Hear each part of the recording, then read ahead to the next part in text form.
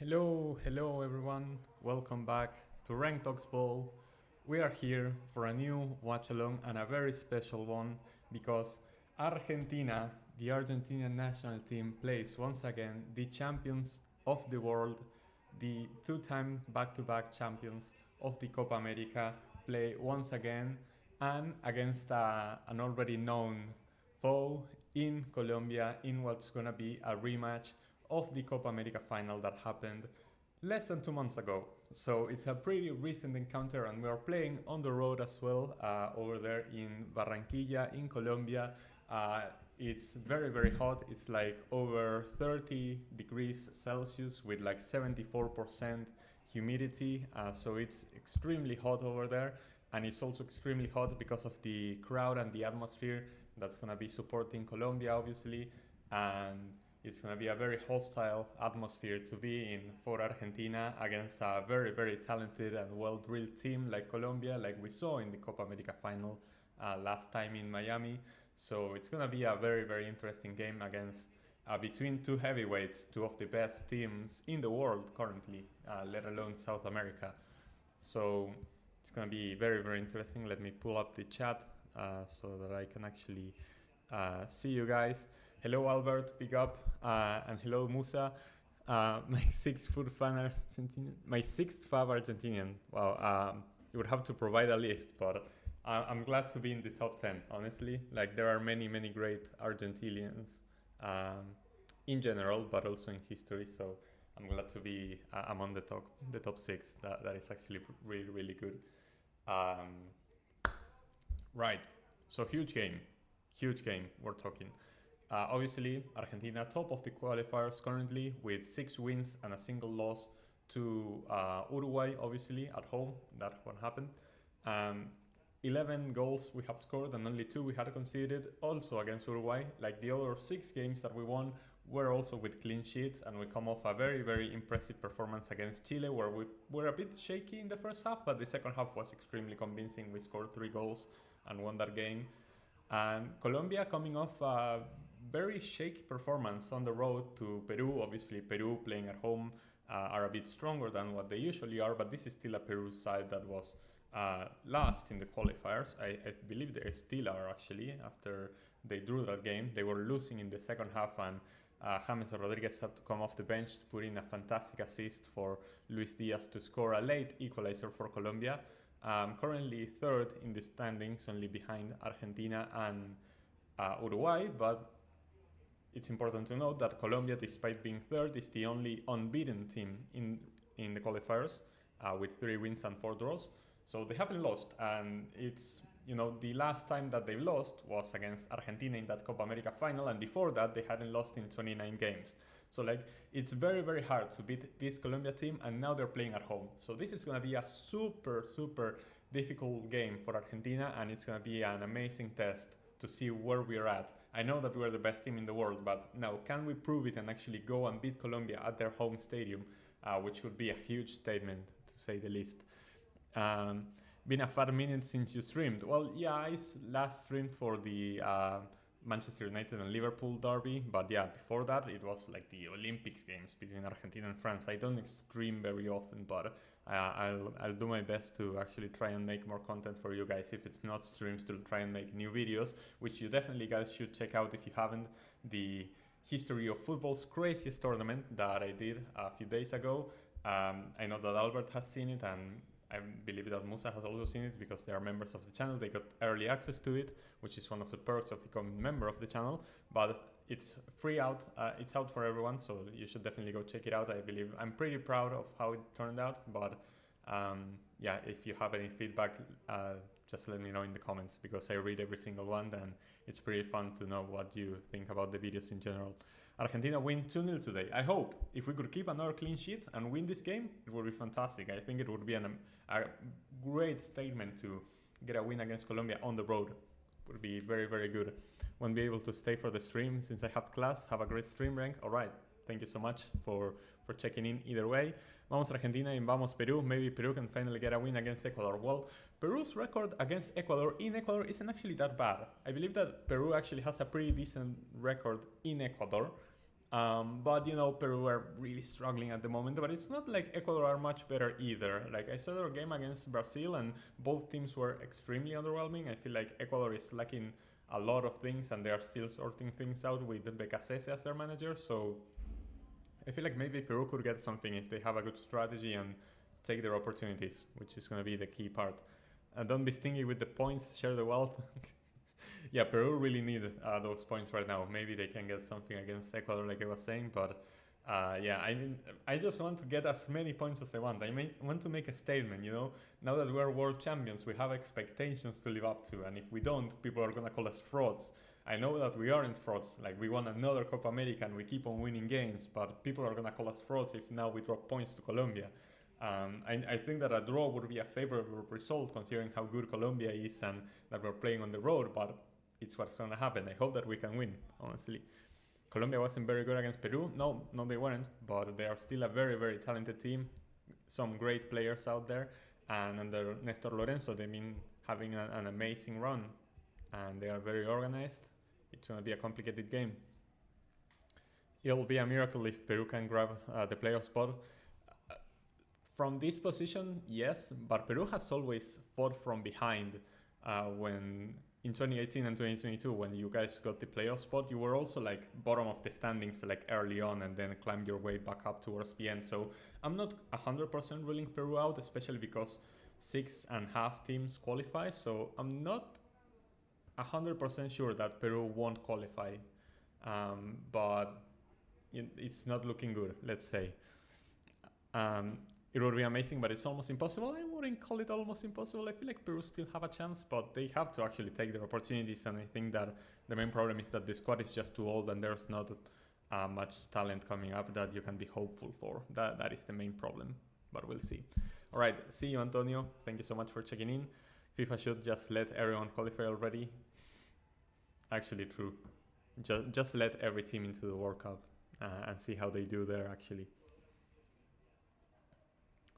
So let me look up the formation real quick so that we can talk about it while the teams walk out onto the pitch. Let me make this a bit bigger. So, oops, you cannot see the browser. Hold up. So, here we have the lineups. Colombia rolling with their usual 4-3-3. Vargas in goal, like we expected. Backline of Mojica, Lucumí, Cuesta and Muñoz, which is the lineup that slowly developed towards the tournament. Cuesta replacing Davinson Sanchez and Jerry Mina and those other players. Lucumí also very... he didn't play for a bunch of the Copa America because he was injured, but this is like the best backline that Colombia can get, obviously because Muñoz didn't play in the final against Argentina. It was Santi Arias on that right back position because Muñoz got suspended for that red card in the semifinals against Uruguay. So now they have like kind of the best lineup, backline that they could get.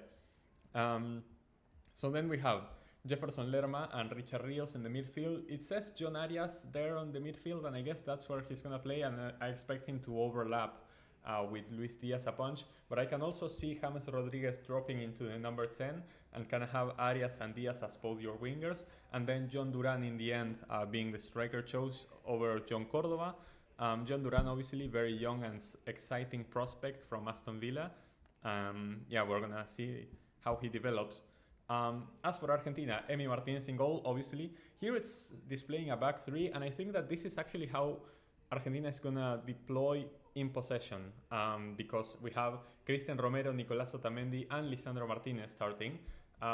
When we're playing with a back four, Lisandro Martinez is going to go to play as a left back, but when we are in possession, I feel like we may set up as a back three and just deploy Gonzalo Montiel, who is starting as the right back ahead of Molina, further up the pitch, and Nico Gonzalez also kind of like that wing back kind of thing. Nico Gonzalez, who was in doubt for this game because of fitness. He had a knock against Chile and had to be subbed out, but finally he is here for this game. Who isn't here is Alexis McAllister, which I was very surprised about. We're going to see Leandro Paredes there as the central midfielder with Rodrigo de Paul and Enzo Fernandez to his sides. And we are still rocking up with that double striker formation with Julian Alvarez and Lautaro Martinez. like we saw against Chile. Now that we don't have Di Maria and Messi is out injured, I think that it's a great moment for both Lautaro and Julian to start together, and they were pretty good against Chile. Like usually I didn't like seeing Julian and Lautaro playing together, but against Chile it really worked out, and I feel like with the right amount of support it could work out really, really well. So those are the lineups. The teams are out. The national anthems should begin pretty soon. I think I didn't catch up with some of the comments, but hello AK, thank you so much for joining. Welcome. Otamendi in big 2024. Hey, the man does his job, okay? I think that these are probably going to be the last few games that we see of Otamendi, at least as a starter. He probably still will be in the squad, but at the Copa America we already saw that the back four in an ideal world was going to be Molina, Lisandro Martinez, Cristian Romero, and Tagliafico. So I think that because Tagliafico is injured, we kind of had to improvise with the left back, because I think that Scaloni has lost faith in Marcos Acuna, especially now that Acuna has moved out to River Plate and is not playing in Europe anymore. And the other left back options that we may have, like Valentin Barco, are still very inexperienced, and we still have to see how they develop. Valentin Barco has barely had any minutes in Europe ever since he moved to Brighton, and now he's at Sevilla, where he got some minutes. He looked pretty good, but you know, still a developing talent. So for now we're playing Lisandro Martinez in that left back and kind of seeing how it goes. So that's the reason why Otamendi is still starting. I don't expect it to continue like that. I still trusted Otamendi, but to play the whole 90 minutes maybe it's a bit too much. Definitely Lisandro and Cuti Romero are going to be the two starting center backs for the next World Cup cycle for sure. Do you think this will be a cagey match like the Copa America final? It depends. If we get an early goal, I feel like this could be a very open game, but if not, it could be a very strategic game like we saw at the Copa America. I wouldn't be surprised if this ends 0-0, but an entertaining 0-0 with a lot of chances going back and forth, if that makes sense. Predicting a Martinez goal. There are 3 Martinez on the pitch, so you have like a good chance of that. Although I doubt that Emiliano Martinez is going to be scoring a goal anytime soon. There was a campaign for Dibu Martinez to actually score a goal, because the fans here were like, well, we won the Copa America, we won the World Cup, we won the Copa America again. It's like, well, what's left for us to accomplish? And it's like, we have to get Emiliano Martinez to score a goal. And then Scaloni had to come out and say, that's not happening. We're not sending like Dibu to a corner or something just to score a header or something just because you want him to score a goal. That's not happening. That's not how it works. We're a serious team. Hello AD, welcome to the stream. Thank you so much for joining. So the Argentinian national anthem actually went through while I was talking. So now they're with the Colombian anthem. I need to set up the clock for later. Not that much later, like in a bit the game's gonna start. I don't know if you guys have other predictions. Antonio was very confident that Argentina was gonna win. I'm not so confident, but I think that we're gonna see a fantastic game, and this is gonna be an incredible test for us. And I'm excited to see what Colombia can do after a somewhat shaky performance against Peru now that they're playing at home. And now that they have this extra motivation for it being a rematch of the Copa America final. Gonna be very interesting for sure.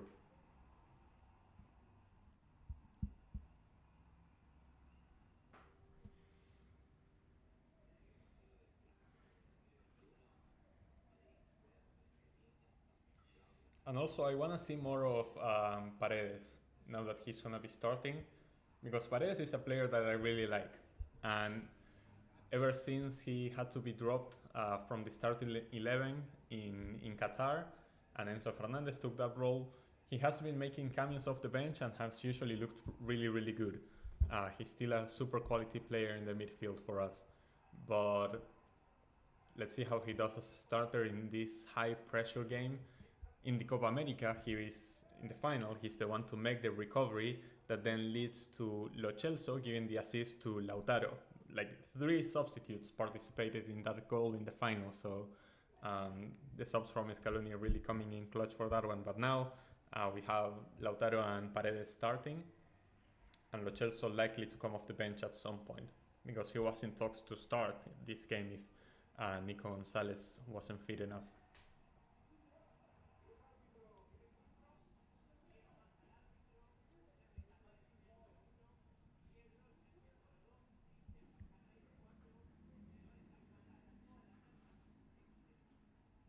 So also for Colombia, like obviously we were going off the lineups earlier, but it's a bit of a, it's not new, but like James Rodriguez is starting, which he wasn't against Peru. So like I guess that is something new now having James for from the start for Colombia. Gravenberg is saucing. Yeah, Grab has actually played pretty good for Liverpool under Arne Slot. Um, we'll see how he continues to develop. I still think that Liverpool needs another midfielder, but it's nice to see that Gravenberch can play to this level that he currently is. I did not have faith in the guy, and I'm still gonna be cautious with it because maybe it's just like a honeymoon phase, but it's looking really good. He played a very good game against Man United, one of the best players on that pitch for sure. Anyway, Argentina is gonna give the kickoff. Lautaro Martinez has the ball already.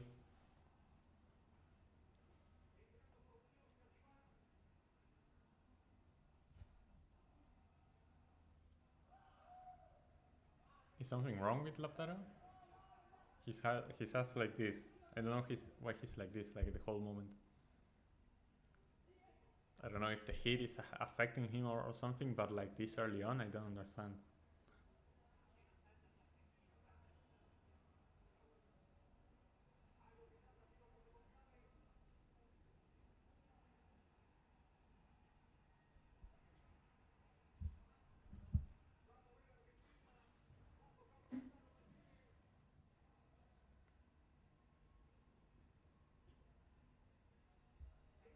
All right, and we're on the way.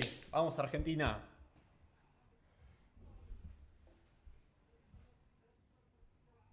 Remember that no spoilers are allowed in chat in case that you're ahead of me. Wait until I see what's actually happening in the game to comment about the game to see what happened. And after I give out my reaction, you can type in chat what's going on. Of course, my stream starts lagging the moment the game starts. Like it was completely fine during the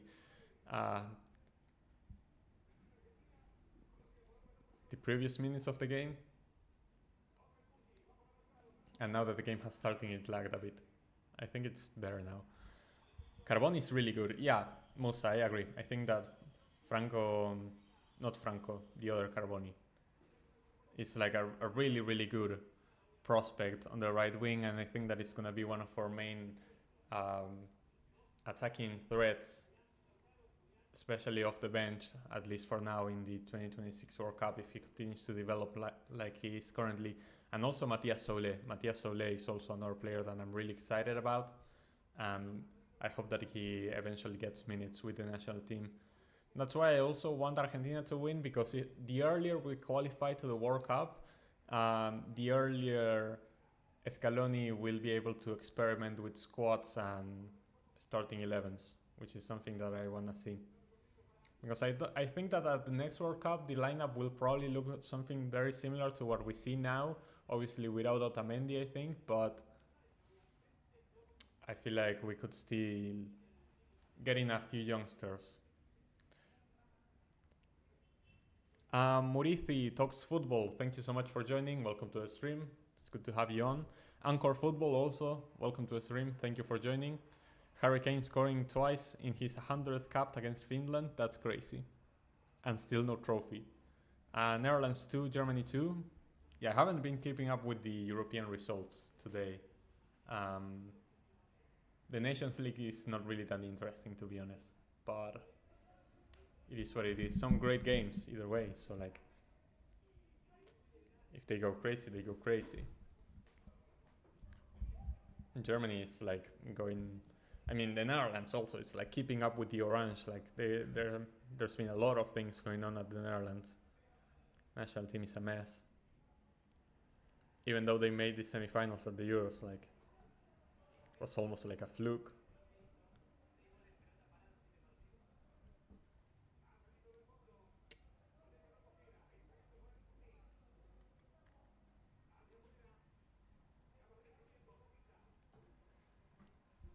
So obviously I haven't been talking much because there's not really been any chances yet or any threat whatsoever.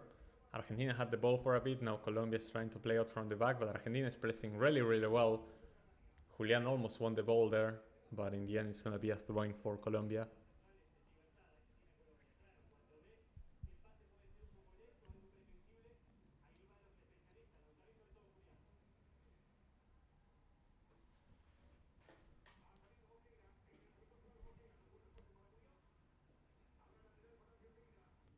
Mosquera trying to play long there. Not Mosquera, Mojica trying to play long. And it's going to be a throwing for Argentina. We have to be careful because they also like to press the same way we do.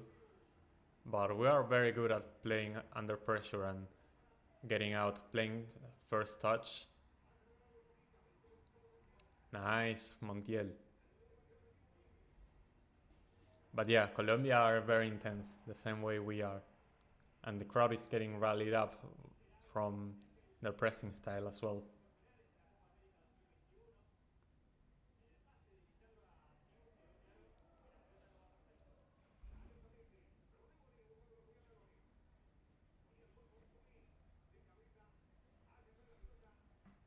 I've been an advocate of using Euro Nations League as a replacement for qualifying with playoffs for group winners like women's football.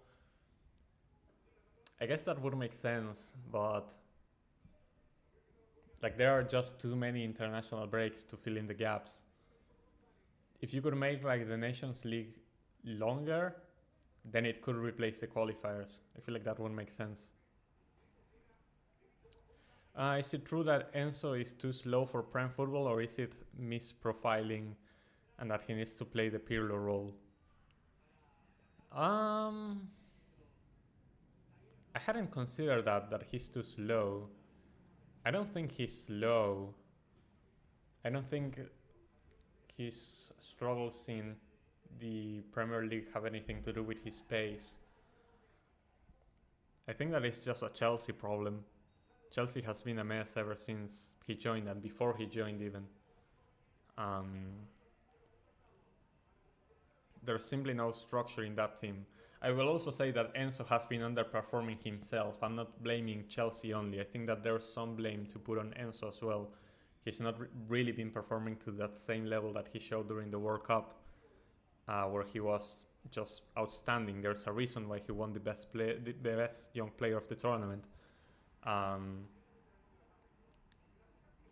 But I do think that Chelsea has a lot of issues that they need to address. And I don't think they have been using Enzo the correct way for a long, long time. So Enzo Maresca is going to have to figure that one out, how to best utilize Enzo in his team. Being the Nations League. That's another option. I want more international friendlies between South American and European countries. European countries only play among each other because they have no time for friendlies, so that was like really disappointing. The Nations Leagues introduced quarterfinals and playoffs, replaced that with 2 group rounds, and allowed 8 League A group winners to qualify automatically. I guess, yeah, and that would make sense. Could be a format. James putting in a cross, gets cleared away. The ball is still in play, so Colombia are going to recycle this one and try to put in another cross. Cleared away, partially, but first approximation of the game. Colombia putting multiple crosses into our box. And you know, that's like the main threat that they have against Peru. They scored from a cross. In the Copa America, they scored like 5 goals from set pieces. So like crossing and winning in the air is one of Colombia's main tools in attack, definitely. So them spamming crosses like this is no accident, it's just what they're good at.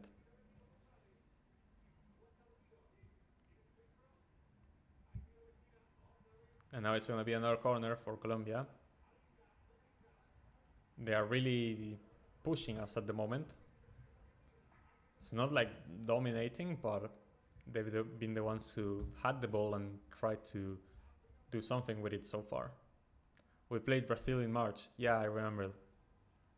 Remember. Hendrik goal, which was crazy.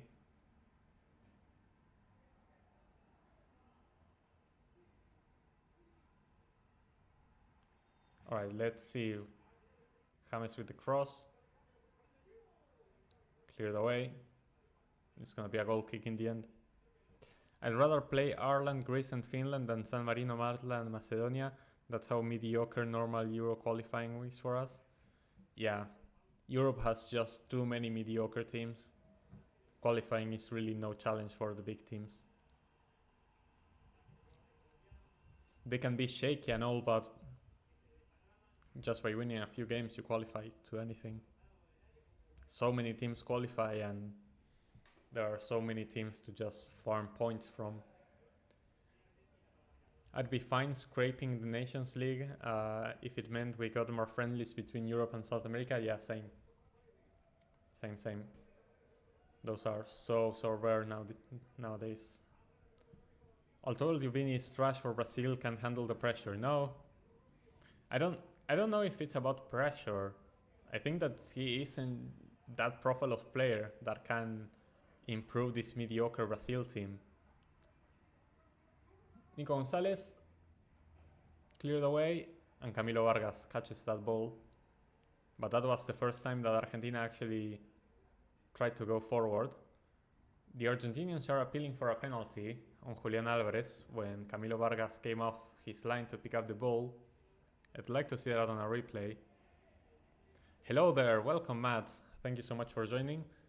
Let me see this one. Is that a penalty?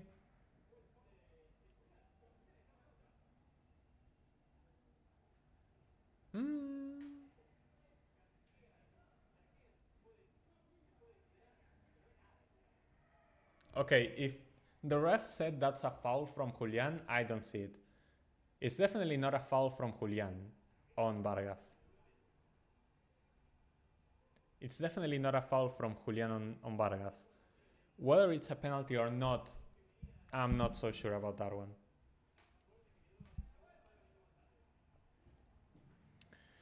Like I was saying about Vini, I don't think it's about him not being able to perform under pressure or him being trash. I think he's not the caliber of player that's gonna take a mediocre team and take it to the next level. He's a player that feeds off his teammates. I don't want to say system merchant, but like he's good at Real Madrid for a reason and he's trash for Brazil for a reason. Like in Brazil he has shit teammates and he isn't a player to just pick up the mantle and drag them across the finish line. He is just a really, really good forward, but needs delivery. And if his team is trash, he can't do anything. So he definitely needs someone else by his side in Brazil to be a threat. If he's on his own, he's not a threat. I can agree with that. Too many of these small XP point teams. Julian!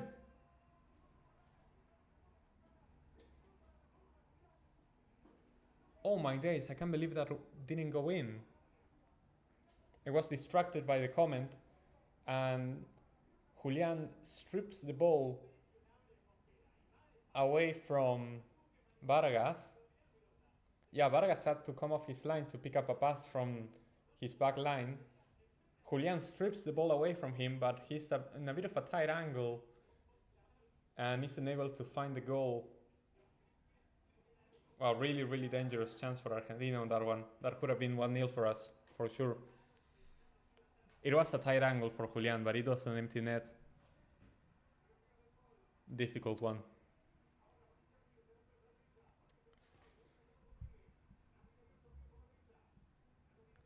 Too many of these small XP teams like San Marino and Malta just give us Yugoslavia back. Yeah, like if instead of having Croatia, Serbia, Bosnia, Montenegro, and North Macedonia, they were all combined into a single team, and Slovenia. I don't want to forget Slovenia. If all those just combined back into Yugoslavia, they would have a scary, scary team. Croatia on its own is just a powerhouse, we could say. That's an easy save for Emi Martinez. That shot was never scaring anybody. But on their own, they are like mediocre, most of those teams. So like, what's even the point? I'm here from watching England win. Congratulations. England has won both fixtures, although you guys are in League B, so like the level is going to be a lot lower, obviously, but it's good that England get these wins under their new manager. Very, very valuable. That's a question for Matt. In some aspects, yes. We'll see.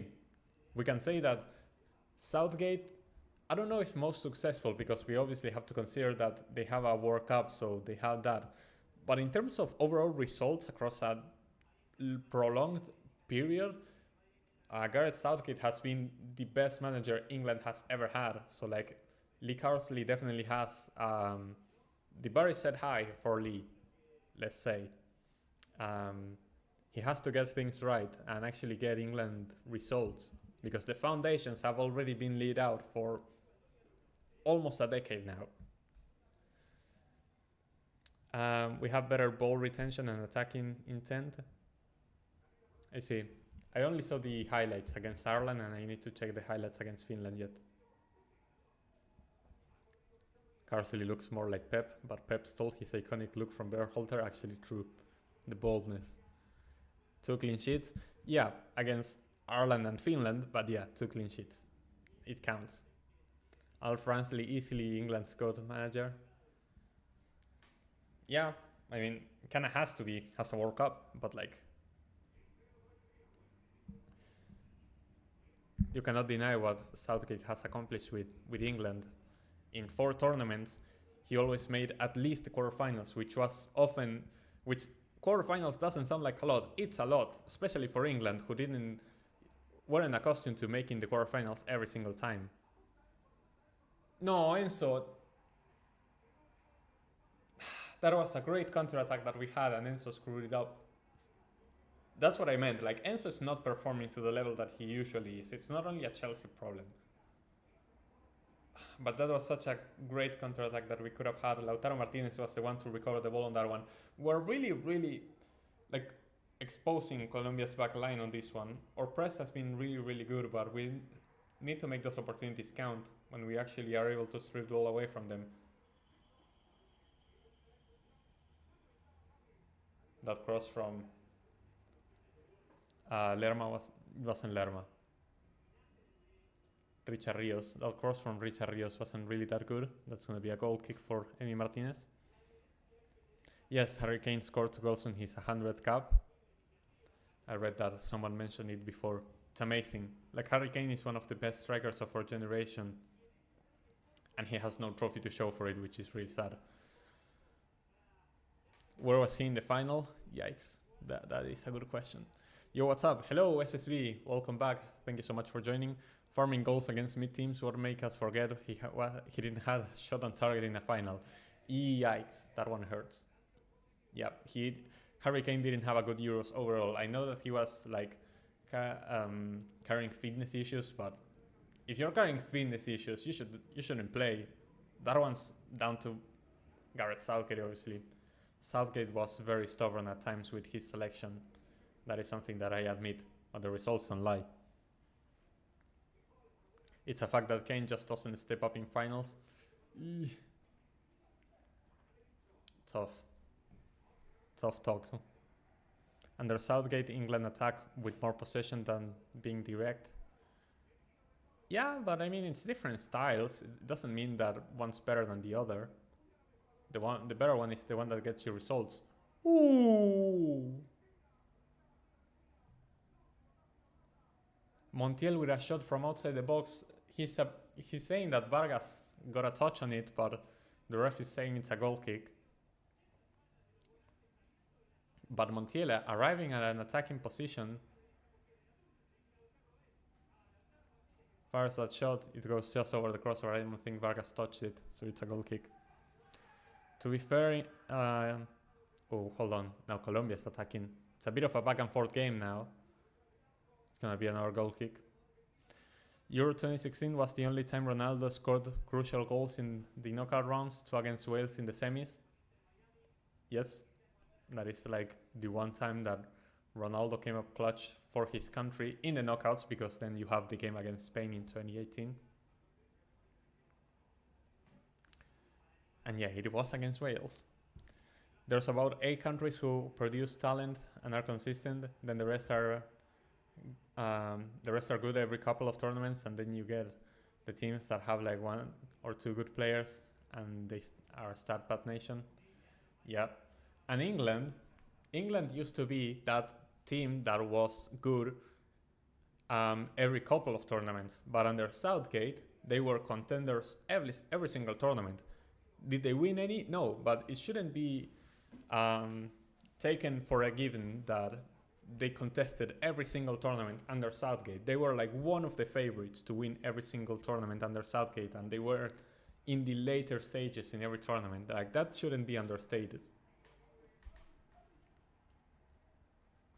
The only problem Carsley needs to solve is to make England turn up in the knockout games in World Cup and Euros, but England was turning up in the knockouts. Like, the problem is that they just couldn't get it done, like, in the final hurdle.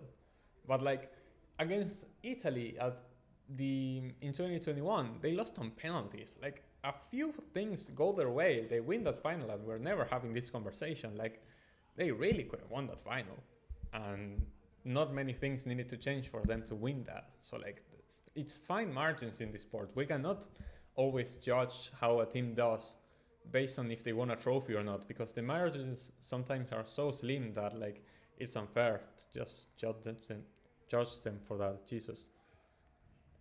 Goal from Goku. Kule, that better not be a goal like in reality. Welcome to the stream, by the way. Thank you so much for joining. I hope it's not a goal, by the way.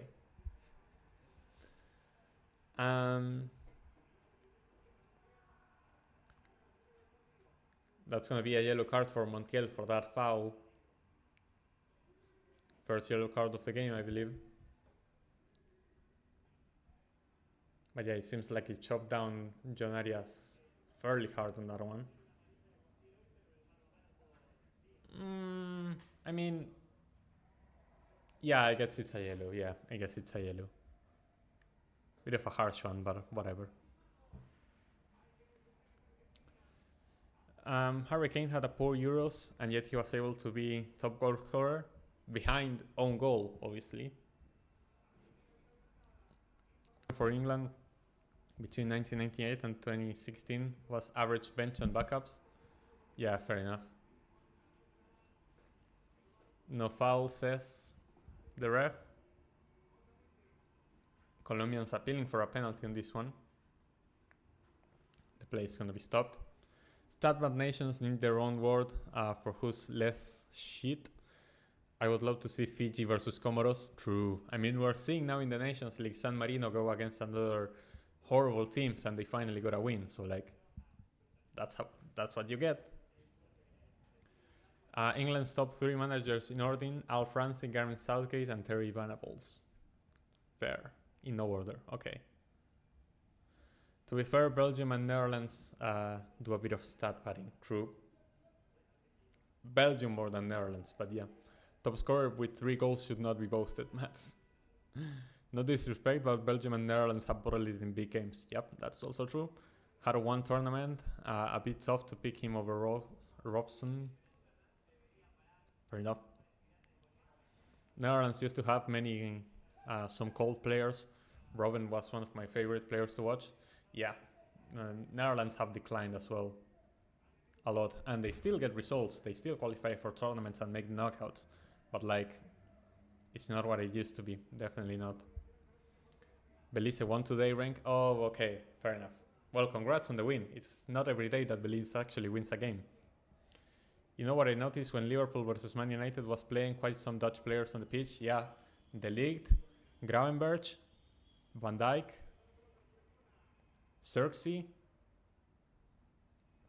I'm sure I'm forgetting some.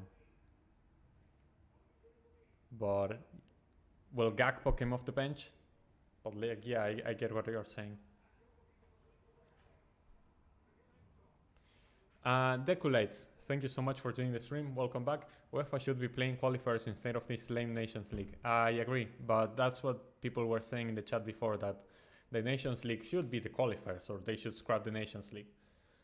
But to make the Nations League the qualifiers, you would have to span the Nations League, like to be longer, because then you don't have enough games in the international. There are too many international breaks, or just play more friendlies, whichever the two. Who asked? Jesus, Musa. I swear we can beat India. Well, anyone can beat India at this moment. Qualifiers consist of San Marino, Andorra, Luxembourg, just now. Yeah, qualifying in Europe is so easy for the big nations, like we were saying before. Another idea is introducing a knockout format to qualifiers for Euro teams, although it could irritate some nations like Montenegro. Ooh, amazing from Otamendi there. Amazing defensive duel from Otamendi and Luis Diaz. That could have been dangerous. That's not something you see every day. Like, Otamendi basically outpaced Luis Diaz on that one. And people tell me Otamendi's old. He outpaced Luis Diaz to strip the ball away from him. It's still a corner for Colombia. They're gonna play it short. Now they put in the cross. Needs a goal.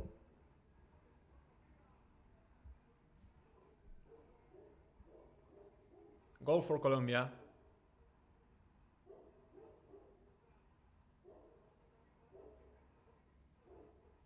Who was that?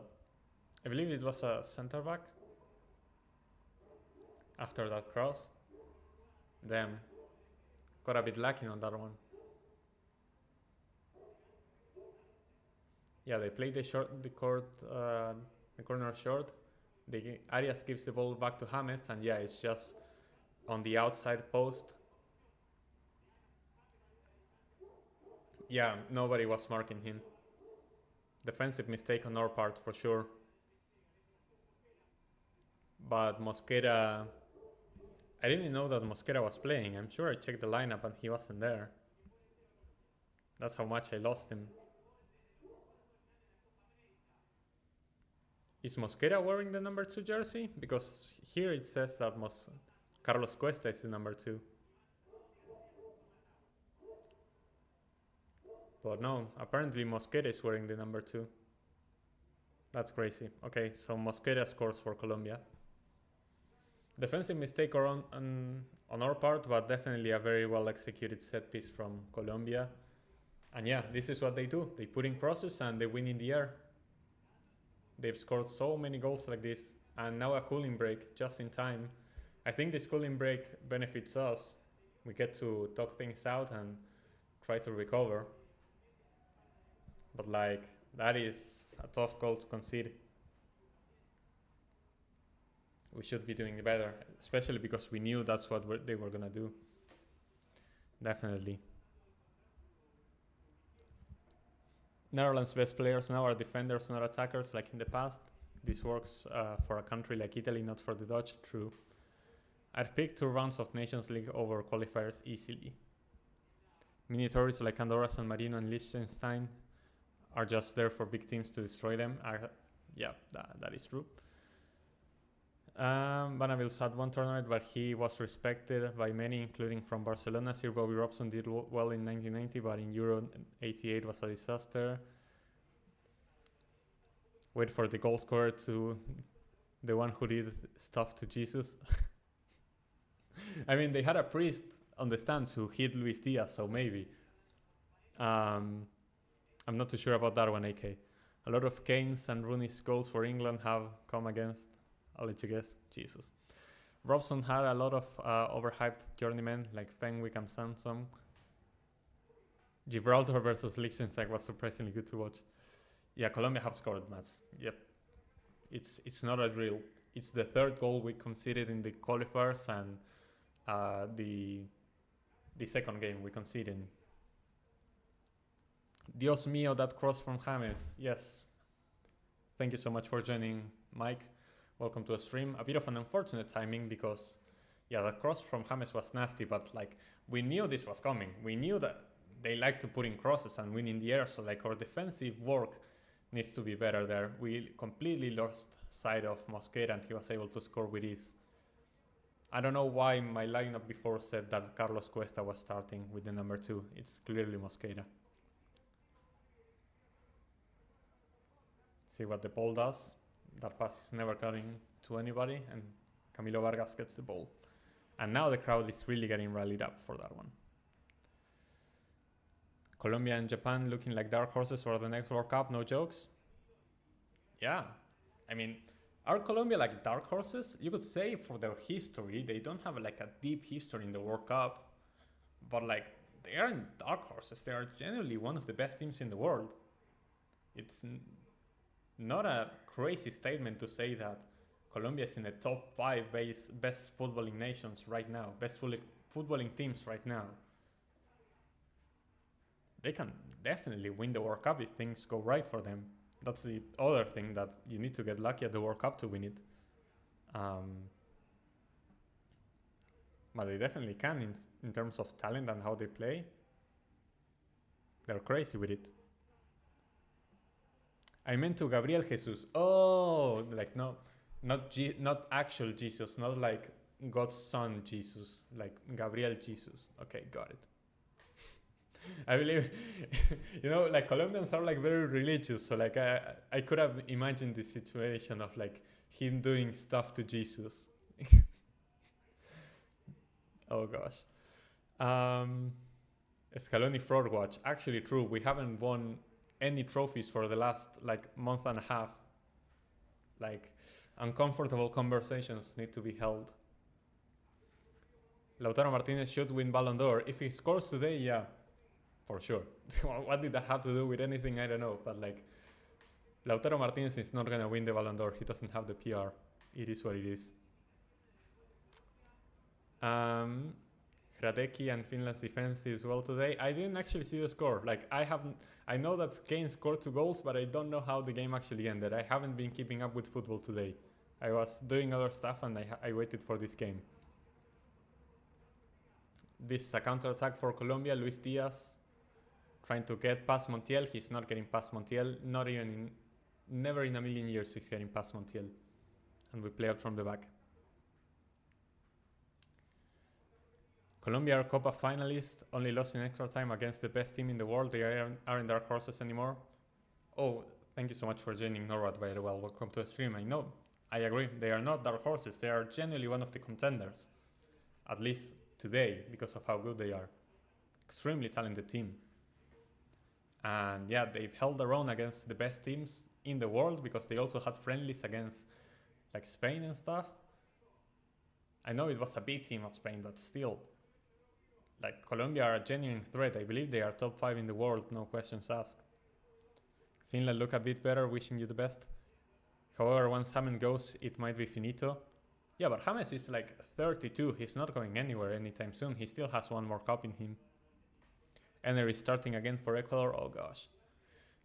We'll see what Ener Goat is able to do against Peru. Maybe he gets to start pad. But if Ecuador don't beat Peru, uncomfortable questions. Even though Peru's record in Ecuador is pretty good, Ecuador need to beat this Peru team. No questions asked. And we see how Becasese does, because that first game, I know it was in Brazil, but that was a very weak Brazil team and Ecuador did not look good. Ecuador looked very, very mid in that game. Very sauceless. Lautaro shouldn't win it even with PR. What do you mean? He is the top goal scorer of the Serie A. He won the Coppa Italia and the Serie A. He was the top goal scorer of the Copa America, being the top scorer and scoring the goal in the final. He's just been, like, he's won everything that he could except for the Champions League. Oh, that cross.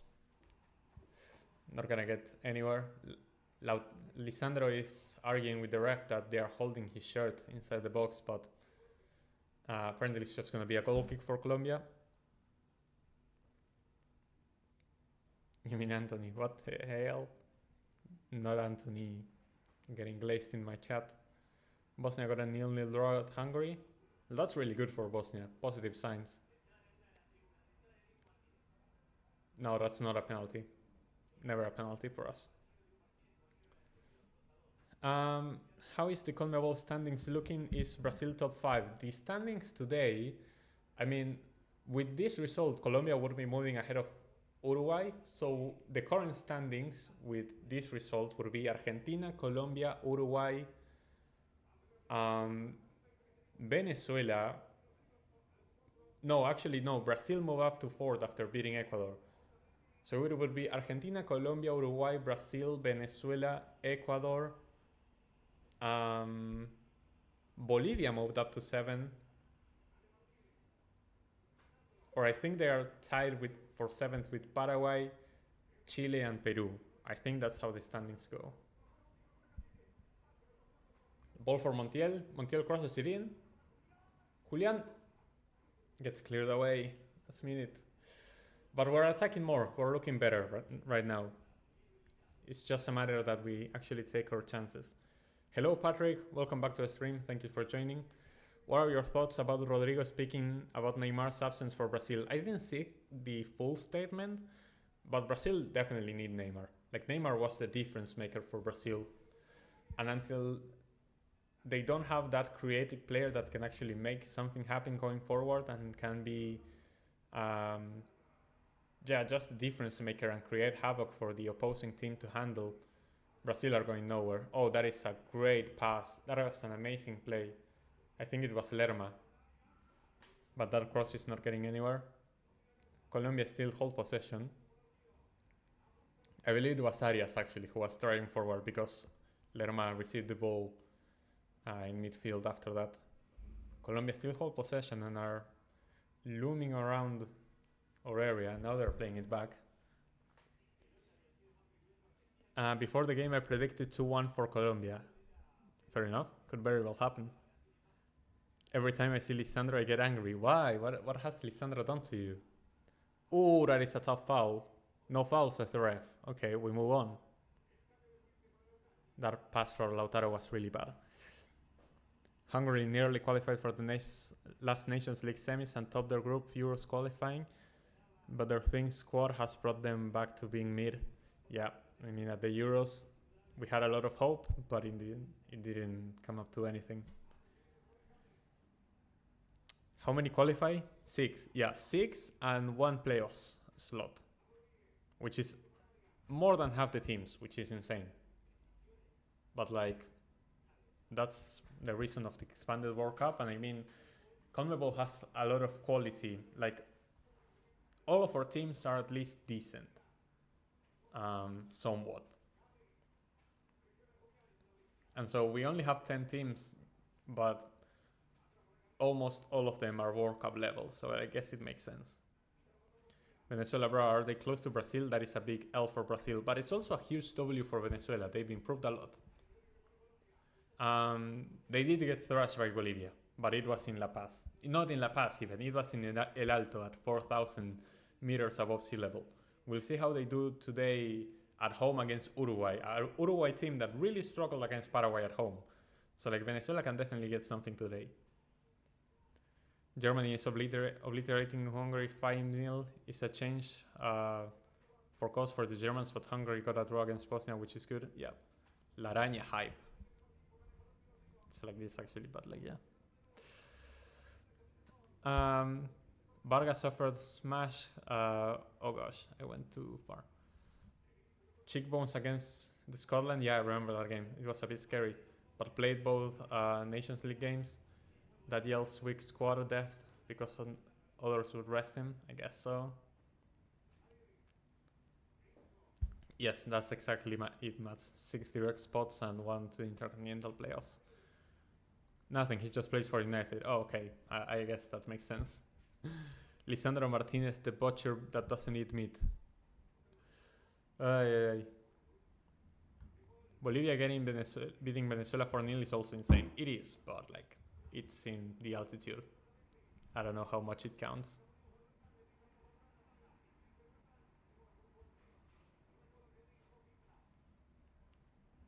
Lucho Diaz cutting inside, passes it back. That didn't look like a foul to me. From Lautaro. That didn't look like a foul. No, that's not a foul. The ref just gifted Colombia that free kick for sure. That is a dangerous set piece now for James. Never a foul. Vini can play in a physical game. His game is also reliant on the refs while he plays for Real Madrid. That's a crazy statement. I would not agree with that. In CONMEBOL, he doesn't have that advantage and kind of struggles. I don't think that it's the refs' fault that Vini is successful at Real Madrid. No. I do think that the refs help Real Madrid, but it doesn't have anything to do with how Vini is as a player. At Brazil, he fails for other reasons that are mostly not his fault. What happened to Venezuela? They got altitude checked. How many CAF teams and Arab teams could do well away in Bolivia? Not many. I can't imagine, because the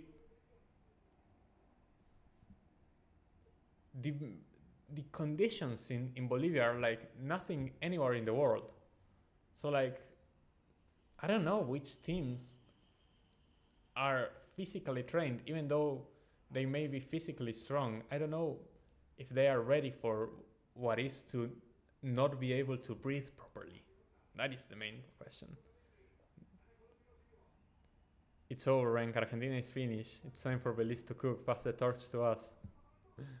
Lautaro. Ooh.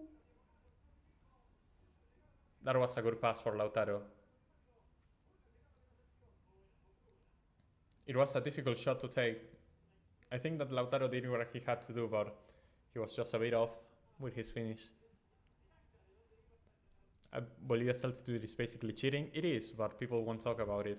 At least the people who actually need to do something about it won't talk about it.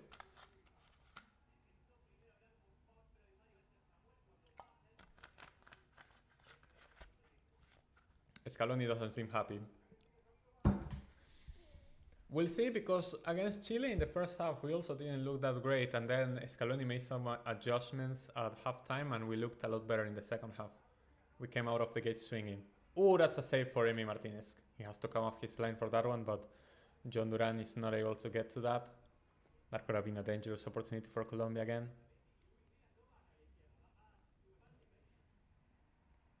This has to be the worst Ballon d'Or since 2006 when Fabio Cannavaro won. Yeah, I guess it has to be the worst Ballon d'Or post Messi and Cristiano era. Argentina's getting grouped next World Cup. FIFA can rig it for you this time. Actually true. We're getting exposed. No way, man. I'm not saying it's the ref.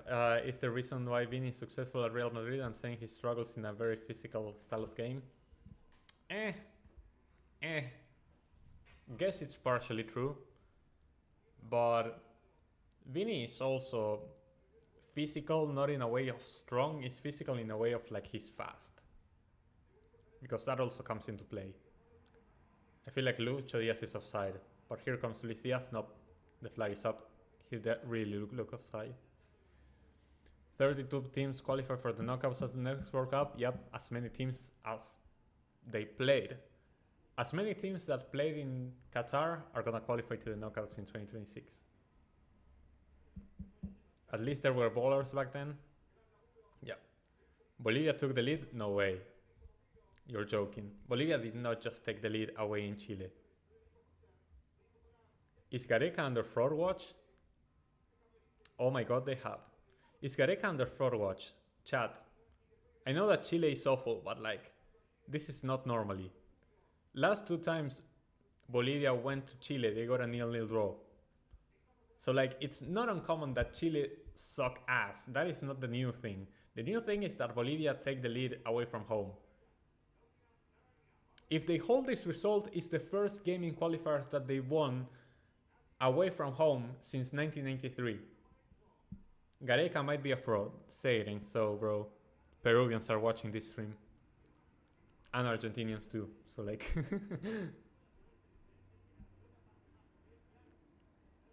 That's gonna be a corner for Argentina. Let's see if we can make the best out of it. Wait, Bolivia winning. Thank you so much for joining 10 Day 10. Welcome. And yeah, they are. Indonesia might qualify for the next World Cup, draws against Saudi and China. They're still waiting to play Bahrain and China, who got battered by mighty Japan. If Indonesia make the next World Cup, it will be the first time that they make the World Cup since 1938, when they were called the Dutch East Indies. Paredes with the cross. Rebound. Oh my days.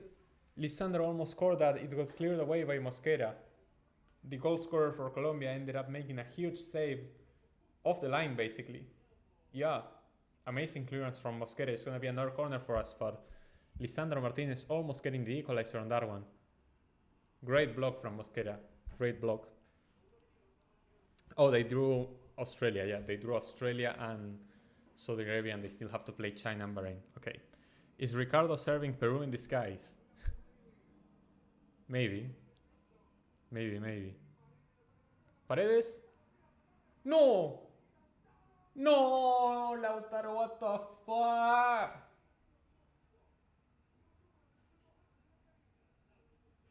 We had it. We had the equalizer. On that one, for sure, we had the equalizer. Colombia defended those corners really, really bad, leaving those rebounds for us to take, and we just couldn't get it done. Lautaro is grabbing his head the same way I am, because like he cannot believe he missed that. It wasn't like as easy of a finish as it looked, but you still should be putting that on target at least. It may get blocked or deflected because there were many Colombians in front of the goal, but you should at least get it on target for sure. What altitude are they playing at? Where, here or in Chile? Here there's no altitude because Barranquilla is by the sea, but it's really hot. It's like 30 plus degrees with 75% humidity. It's like hell.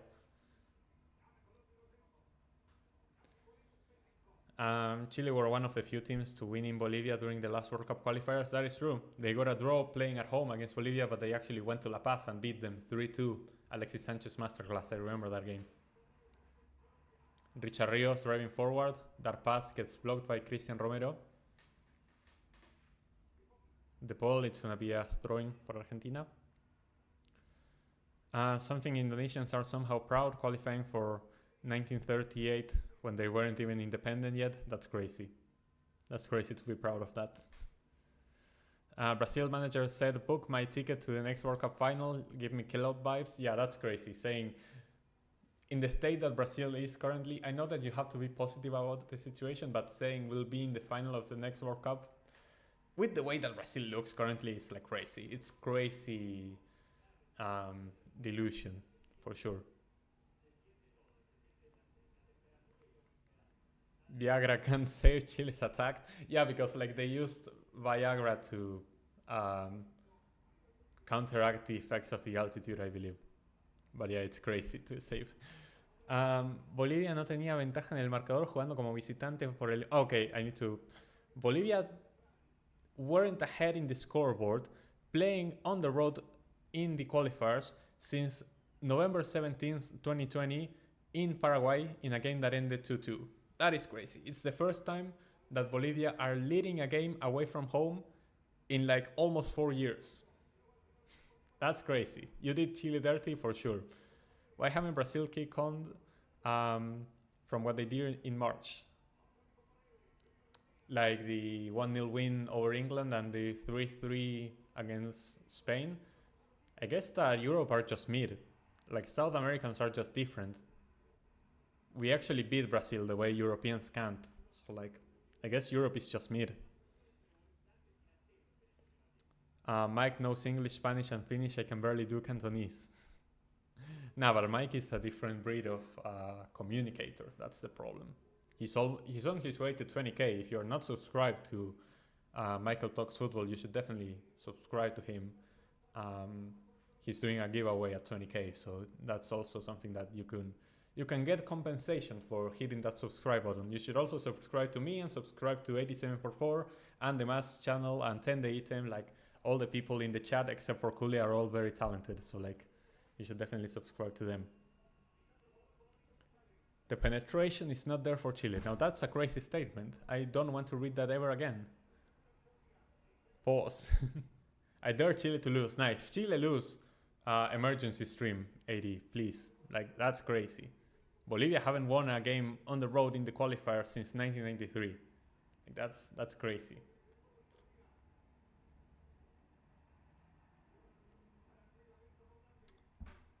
Okay, we are nearing the end of the first half now, and Colombia has had more possession ever since we wasted those chances from the corner. Seems like we're gonna have the last chance of the game, but that pass for Julian is not good. Leave Chile alone. Yep. The players all look exhausted, man. It must be so hot out there. Alright, halftime. Halftime. Big first half, especially for Colombia. Is that how it is, Rank? Look, I'm paid to say the truth. The truth. It is what it is. Even draw is bad for Chile? Yes, draw is bad for Chile, but like... Yeah, no, it's crazy.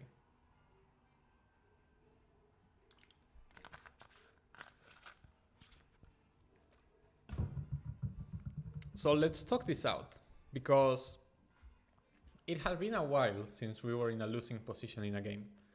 The last time being that game that we actually did lose against Uruguay, I believe back in November, if my memory is not failing me. Hold on, let me catch up with chat. Colombia wasted Argentina's chances in the first half. See what happens in the second half. Seriously, sometimes commentators using the word penetrate when there's an attacking play. Yeah. It's so bad at PES 6, I'm exposing you. I'm not bad, I won the World Cup. What do you mean? You're so mean. It's a problem. Like, yo, pause. I don't think loss is a big deal for Argentina. No, I'm not saying it's a big deal. Like, we won the game that mattered in the end. But like, it's all about how we look, right? And yes, Colombia are a great team and we're playing in a hostile atmosphere with them being the home team, but I still think that we didn't really create much this first half, and that's worrying. And obviously we don't have Messi and whatever you may say, but okay, let's talk this out. Let me pull up the browser again. So we can see here the results. Ecuador and Peru are drawing 0-0. And yes, that is real. Chile is losing at home to Bolivia, which is crazy. And we are losing... What were the results? Okay, 2-0. The 2 goals were the only goals of the game. Fair enough. So let's look at some stats. So Argentina has had 7 shots not on target. So Camilo Vargas didn't have to make a save this game so far. Colombia 5 shots, 2 on target. I remember that the other shot on target was a really, really easy save for Emi Martinez. It was like from really long range. So it wasn't really like a threatening play. So to be fair, there's only been like very, very few clear chances. I think that Colombia has had like 2 clear chances at most, but one of them was a goal. And us, we've had like 3 clear chances, but like not as clear as that header from Gerson Mosquera. Why did this update? What the heck?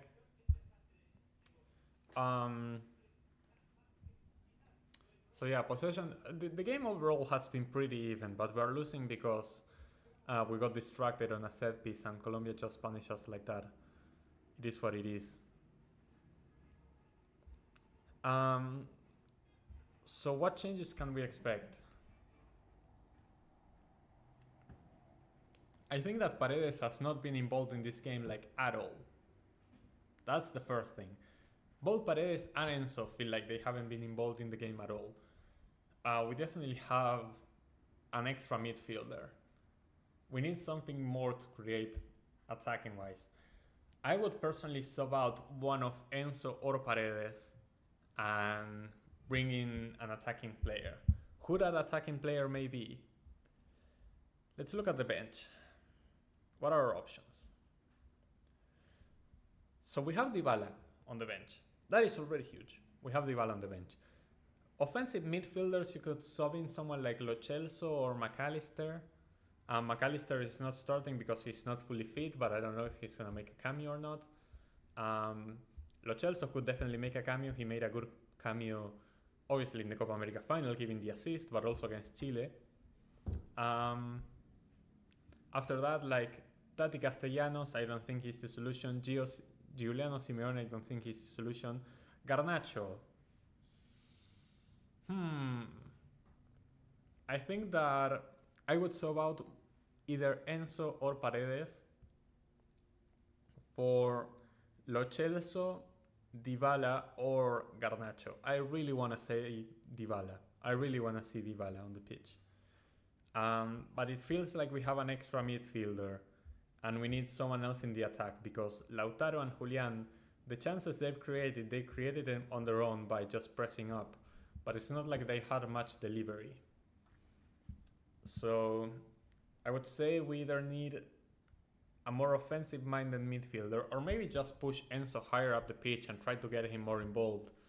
Either way, just someone who can provide the attackers with more possessions and put them in better positions, or sub someone in, like Dybala. I think that Dybala could be a great substitution, but we're going to have to wait and see what adaptations Scaloni makes at halftime, because like I said, we also had like a pretty dull first half against Chile. We played good against Chile the first like 25 minutes, then we died down and Chile grew into the game. They hit the post, they had a few clear chances, they held possession until the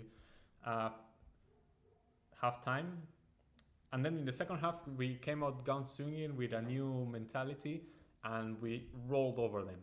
So like, if something similar happens here, I feel like we can still come out of the gates swinging and turn this game around, but there needs to be an adaptation in the second half. And I don't know if it needs to be a change in the formation or a change of names by making a substitution. I don't know.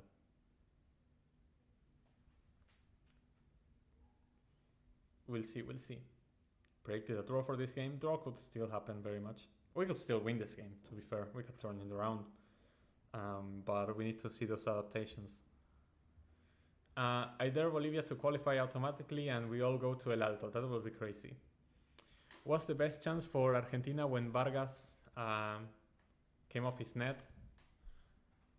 Yeah, either that or the two back-to-back corners that we had. So those would be like the three clear-cut chances that Argentina had. Australia are giving China for the biggest Chumps Award in the Pacific region of global football. A run for their money, that's crazy. Mascherano second half, please no. Dybala was a good sub against Chile, he even got a goal, but like he played very few minutes and even then he managed to make a good impact. Chile versus China would be interesting because they're both so mid or what. Lots of 0-0 between Chile and China, I'm afraid. Garnacho, are you serious? Rank, he doesn't have the South American flair. Bro, listen, he may not be native South American, but he has that dynamic play to him, okay? He may have an impact if he comes off the bench against tired legs. I wish India qualified for final round so we could have India versus China. What's Dybala's best position? I would say either as the number 10, right wing, second striker. I believe those are Dybala's best positions. He can also play on the left, but like for that he has to cut inside. I guess no, he can play on the left and then on the right. The thing is that he played a lot on the right and cut inside, but I guess he can play on the left too. But I think that second striker is also a good position for him because he has a lot of goals. And yeah, at the same time that match would have been garbage to be honest. Yeah, but it would have been interesting at least. Dybala is an Argentine Gabriel Jesus? No, don't ever say that. Don't ever say something like that. Dybala just didn't have enough opportunities because he didn't have a place in this team. It's not like Gabriel Jesus who was actively mid. Like, if Gabriel Jesus was a good player the way Dybala is, Gabriel Jesus would be in the Brazilian national team right now. Because they really desperately need a striker. But he isn't because Gabriel Jesus isn't that great of a player like Dybala is. So I don't think that's a good comparison. Argentina might be better in second half, which is crazy because under Scaloni we used to be good in the first half and bad in the second half. And after the World Cup, it seems like it's the other way around. I mean, not saying we're bad in the first half, but we've been playing a lot better in second halves, it seems.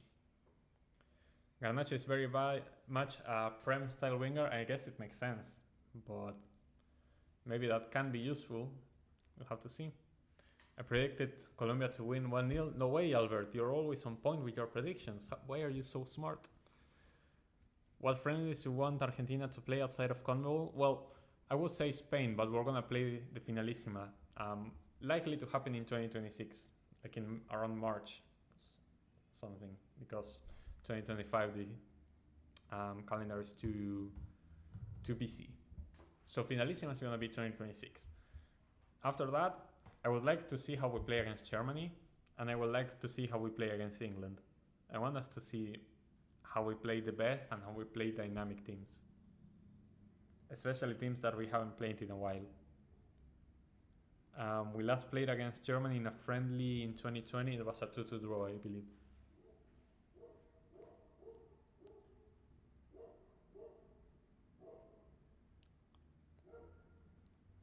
Definitely second striker. Yeah, I think so as well. In this such a disappointment overall. True. Is Garnacho invited to the cookout? Well, he's on the bench. If he comes in and stinks the pitch, maybe he's invited to the cookout. I think India are overhyped. They are not overhyped. Like they should be doing well, but just on the pure size of their population and the fact that they also like football, but they're just awful. Wonder when we will get back to the true number 10 role in football. I wonder the same thing. Someone is going to have to come up with a tactic that works like that and it's actually good. Because that's the main part. If it doesn't get results, there's no point in doing it. I'm talking about injuries because Dybala and Jesus have had injury issues frequently. I guess that's true, yeah. So sleepy, but I want to watch the debate later at 3 a.m. here. Fair. Need to try and join debate stream. What is the debate stream for today, if you don't mind me asking?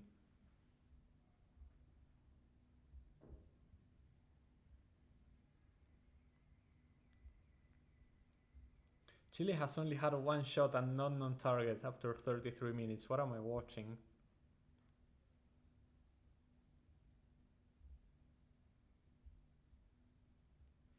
What is going on over there in Santiago? It's going up in flames.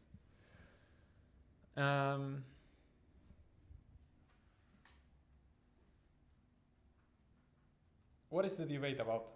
Tell me, chat. I need to be informed. I cannot be informed about everything. Oh, Trump versus Harris, of course. Okay. The clown show.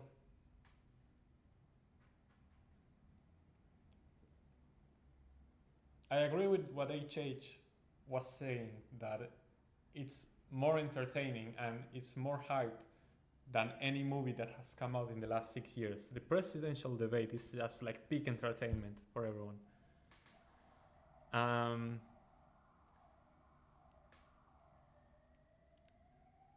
Overhyped in the sense that I've seen too many people expecting India to overachieve, I guess.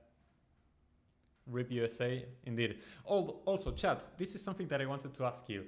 Like, how should Harris set up for this debate? Do you think that Harris should go with a 4-4-2 and just try to park the double-decker bus, or go with a 3-2-4-1 formation, inverted wingers, and just try to catch Trump off guard, and just play like sort of like Pep in a way? Because I'm leaning more towards, I think that Trump has a lot of weaknesses. I know that Biden looked awful in that first debate, but Trump has a lot of weaknesses. So I feel like if Harris sets up like in that 3-2-4-1 formation, inverted wingers, and just tries to, it could cook. I feel like it could cook. But I'm not too sure because she's also like inexperienced. So maybe just keep it simple 4-4-2 and, you know, try to win like that. But it's gonna be very interesting to see what the approach is. Okay, so Dybala is coming back and he has the vest on, so like he's coming back to the bench. But I really expect him to make a cameo at some point. I don't think we're gonna see any substitutions yet, but maybe we see a change in formation.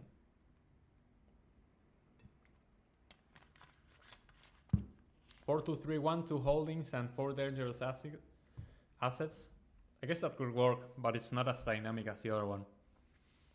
Trump will do Fernando Diniz and play some fluid system, and Harris will play 3-6-1.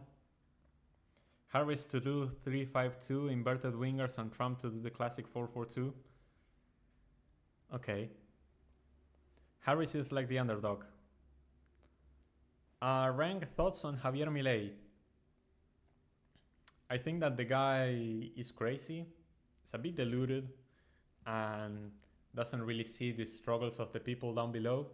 I do think that Argentina needed a change, and you know, that we needed to change many things within the structure of the country, the politics, and how we approach the economy and stuff. And there were definitely, the state was definitely funding way more than it was able to handle, and so reducing the state spending is definitely a positive. Milei is doing quite a few things right, but he's also neglecting many people that are in need, and that's a no-go. So like, he's doing some things well, but I don't think it's worth it for so many people paying the price. It shouldn't be the poor who pay the price, it should be the rich. That's the way I see it. But I'm not completely against him. I don't really have a political stance. But like, I see the positives and the negatives.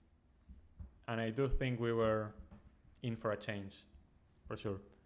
Let's move away from politics and go back to laughing at Chile. That's a way better question. Have they scored an equalizer? Of course they haven't. We're close to the restart of the game here. I need to bring the volume back.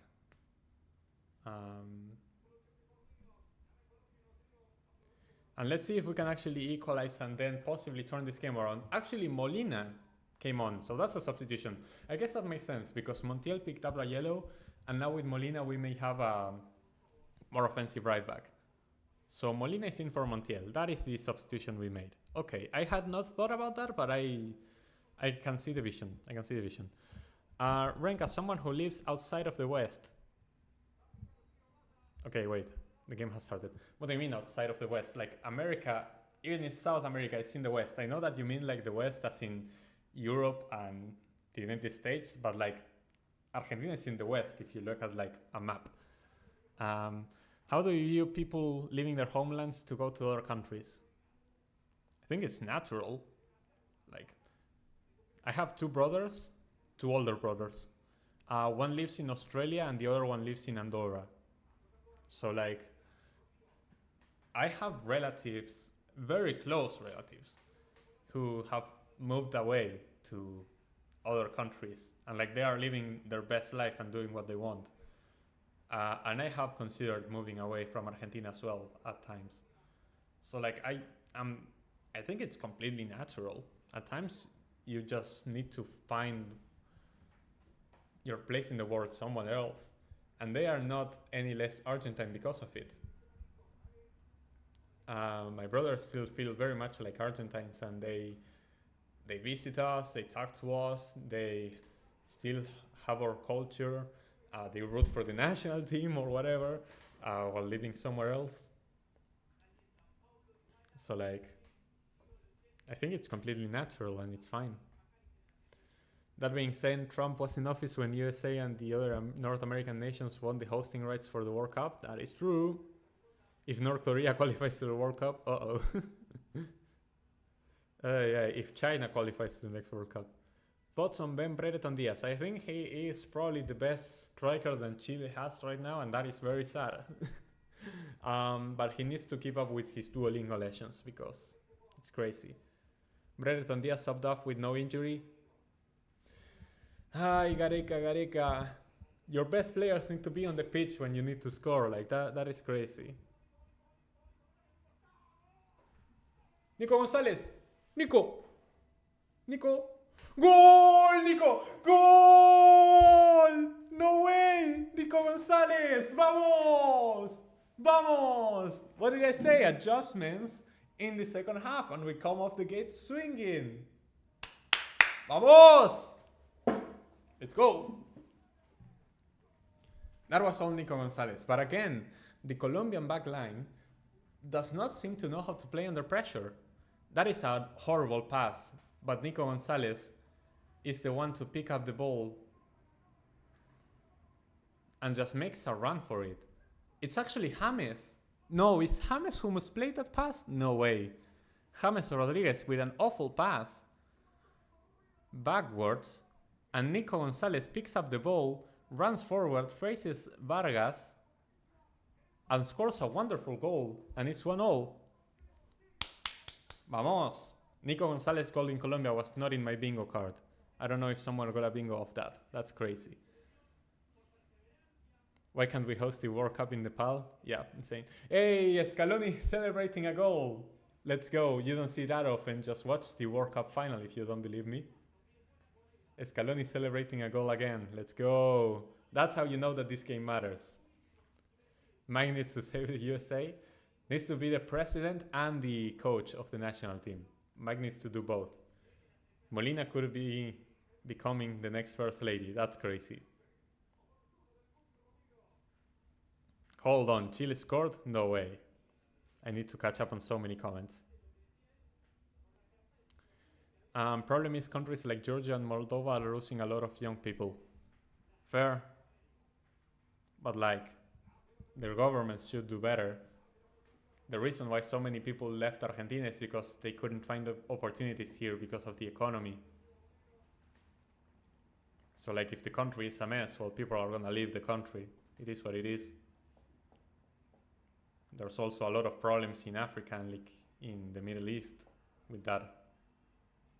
That was a clean challenge from Romero. I don't know what Mojica is complaining about. Oh, it was that Mojica hit Cuti Romero's face.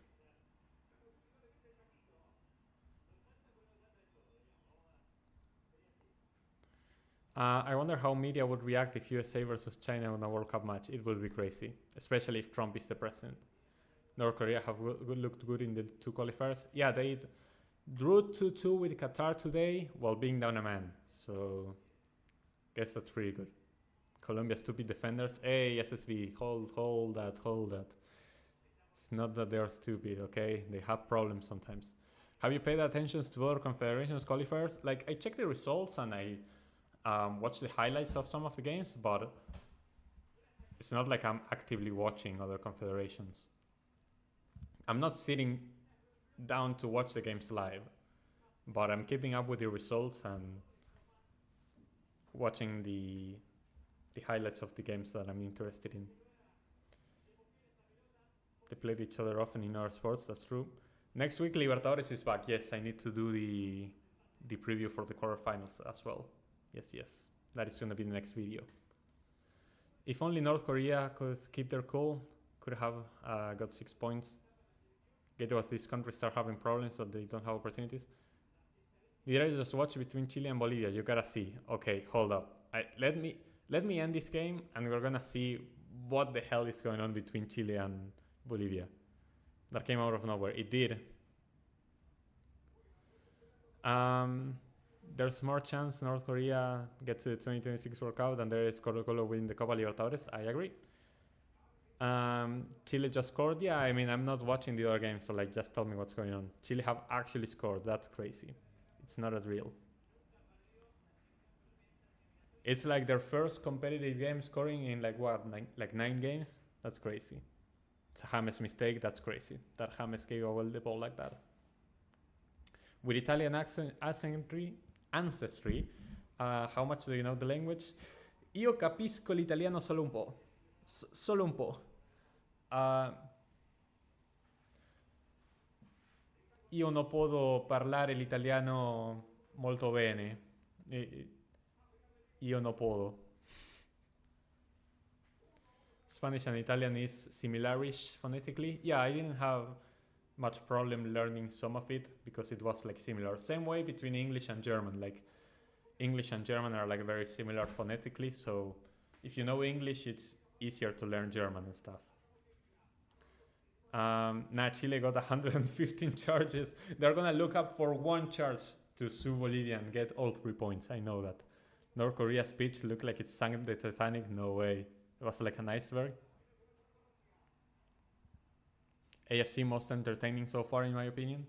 I can see that. Yeah, I can see that. North Korea, China, and Iraq in 2026 will be lit. You're just asking to begin World War III at that point. Oh, that is a great chance. They are appealing for a penalty, but I didn't think it was anything. We're playing a long pass, but that's going to get to nobody. All Colombians are appealing for a penalty on that one. Last month, I remember seeing an Italian with the name Di Maria. Is that where the name comes from? Oh, for sure it's of Italian ancestry, I believe. Now imagine Miggy scores for Paraguay's second goal of the qualifiers in 8 games. Nah, the day Almiron steps up for Paraguay, the world might explode. No, but Rodrigo, the ball. No, but the pass needs to be quicker. Nah, man. We wasted that counter-attack for sure. We still have the ball. That's a free kick, by the way. We still keep going. That's a free kick. Yep, that's a free kick for Argentina. We wasted that counter-attack. That could have been 2-1. All of the Colombians are protesting. They're still appealing for that penalty, but that for sure was a foul. The atmosphere is getting heated between the players as well. Golazo Bolivia, no way. You guys are capping. Okay, first let me see if this was a penalty for Colombia. No, never a penalty. Never a penalty.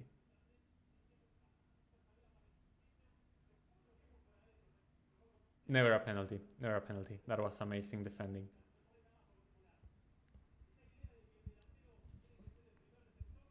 I need to watch Bolivia game. I can't, but you can. German is really hard for me, at least. Fair. It has some complications for sure. Half of the Italian words I know are dirty words I picked from when I was 11. È un cazzo, Mats. English and Dutch are similar as well. You'll see the goal and then see what I'm talking about. Okay. Grazie ragazze. Tutto bene, ciao. Prego. Which nations you want to qualify for the next World Cup? I don't know. 48 AD. I'm not gonna make a full list now. I have to read so many chat messages. I'm not gonna make a full 48 list. JGP, hello, welcome back to the stream. Thank you so much for joining. ¿Cómo te va? Just joining the game. Well, you join at the perfect time because it's 1-0. We just equalized and we have a free kick. Although they're taking forever because I don't know what's going on. Is the ref gonna book someone? Oh, he's going to VAR. Oh, he's going to VAR for that penalty appeal for Colombia. I don't think it was a penalty. But if it's going to VAR, I feel like he's gonna give it. Dutch is even closer to English than German is. I can't believe that Bolivia has scored 2 goals on the road. That's crazy. Okay, they are checking. They better not give that penalty. That didn't look like a penalty to me. No, it's not a penalty. If they give it, like, it's actually rigged. There's no penalty. Jesus Chile, just when they were fixing up. Chile scored only to concede to Bolivia again. That's crazy. Like the video. Yes, like the video, guys. They're checking the penalty appeal for Colombia. I don't think it's a penalty. I think that it's a clean challenge and the Colombian dives. I think it's Munoz, but Otamendi made a clean challenge on that one. German is rated as tier 3 difficulty is learning language for English learners. Really? That's crazy. Romanian is actually easier for English because it's a Latin-based country. But like English is a Germanic-based country. Latin is like Spanish, Italian, French. What? He gave the penalty? Nah, but no, see, that's the issue. When VAR calls the ref, they feel inclined to see what VAR sees. They don't trust their own judgment. They are like, well, now that I'm at the monitor, I cannot not give the penalty. But that's never a penalty. Well, penalty for Colombia. We'll see what Dibu Martinez can do.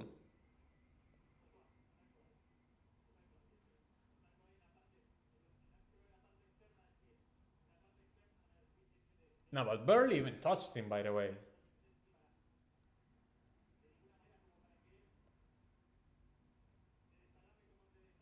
Nah, no way. No way that's a penalty in my opinion. If it is, it's extremely cheap. James is taking the ball. I don't like watching multiple games at once. That's fair. Dutch might be the easiest language to learn, but they don't teach it in schools. Man, I need to catch up on so many comments. The chat is going crazy today. Thank you all so much for watching, for being here, for leaving your messages, for leaving the chat, for leaving a like and stuff. I'm having a hard time keeping up with the game and the chat. French is harder to learn than Spanish in my opinion. I cannot have a say in that, but yeah. I mean, few, it doesn't have to be realistic. Not all 48. Well, I don't know, AD. I'm watching a game, AD. I'm not gonna sit here and think about the 2026 World Cup, even though it's 2026 qualifiers, but like, still. Alright, James Rodriguez steps up. Vamos, Dibu. Vamos, Dibu. You got this. Everyone in Colombia hates you for your antics, for your penalty stopping abilities. James Rodriguez against Dibu Martinez.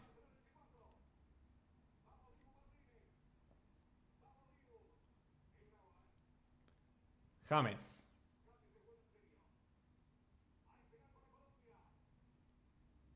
Ref blows the whistle. James. Goal for Colombia. Fantastic penalty from James. And Colombia take the lead again. That was never a penalty. Like, in my opinion, that was never a penalty. You may have your opinion. I don't think that's a pen. It is what it is. We move. Let's see if we can equalize again. No one mentioning Africans. Some difference for Romanian and other Latin-based countries is like saying the bear. Oh gosh, I didn't come here for a whole ass essay, what the fuck. In like Spanish or other Latin language, el oso. But in Romanian, it's ursui with the ul being the. Okay. I'm not coming here to learn Romanian. That was definitely not on my bingo card. I think it's a penalty ref. No way, but fair. Afrikaans is South African evolution of Dutch. Fair. Bolivia got inspired. English evolved massively in the 60s and 17th century. That's why it bears a resemblance to modern German. Yeah, I was watching like an evolution of the English language because I watched that stuff on YouTube somehow. It's crazy. Alexis McAllister apparently is going to come off the bench.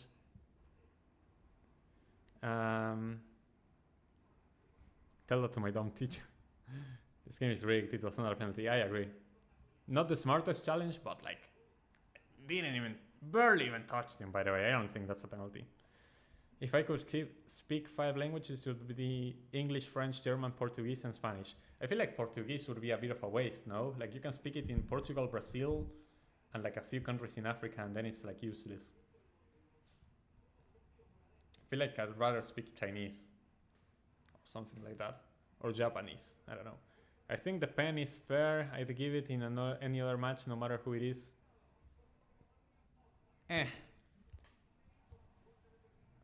I think if it's a pen, it's a very cheap penalty, for real. Alright, we're pressing up again. That's a throwing for us. Actually find Spanish easier to learn. Nearly everyone ends up learning English. Yeah, because it's like the most useful. But I'm not more used to Spain Spanish than Latin American Spanish. Fair. Should have asked at halftime, my bad. It's okay, don't worry. Goal Colombia. Don't ever spare Colombia like that. It tilts me the fuck out. Seeing so many people type Colombia like that. Seems for him mistake, I guess. That's true. District of Colombia. Goal and assist, Ballon d'Or for James. Actually true. James late Ballon d'Or push. He has more PR than Lautaro for sure. Ooh, that was a good cross. It's gonna be a corner, says the ref. Argentina are cooked without Messi. We'll see. Game is not over. Welcome to original language learning. James deserves the Ballon d'Or. He wasn't nominated. Yeah, true. That's enough countries for me. Can easily survive in Portugal by speaking English or Spanish. So like, Scaloni making changes. Ultra, thank you so much for joining the stream. Welcome. No crossing. Julian, no! Gets cleared away. Otamendi had another chance. Again, Colombia are not defending these corners well, but we are not taking advantage of it. So many rebounds, which we are not able to take properly and score the goal we need. Okay, 2 changes.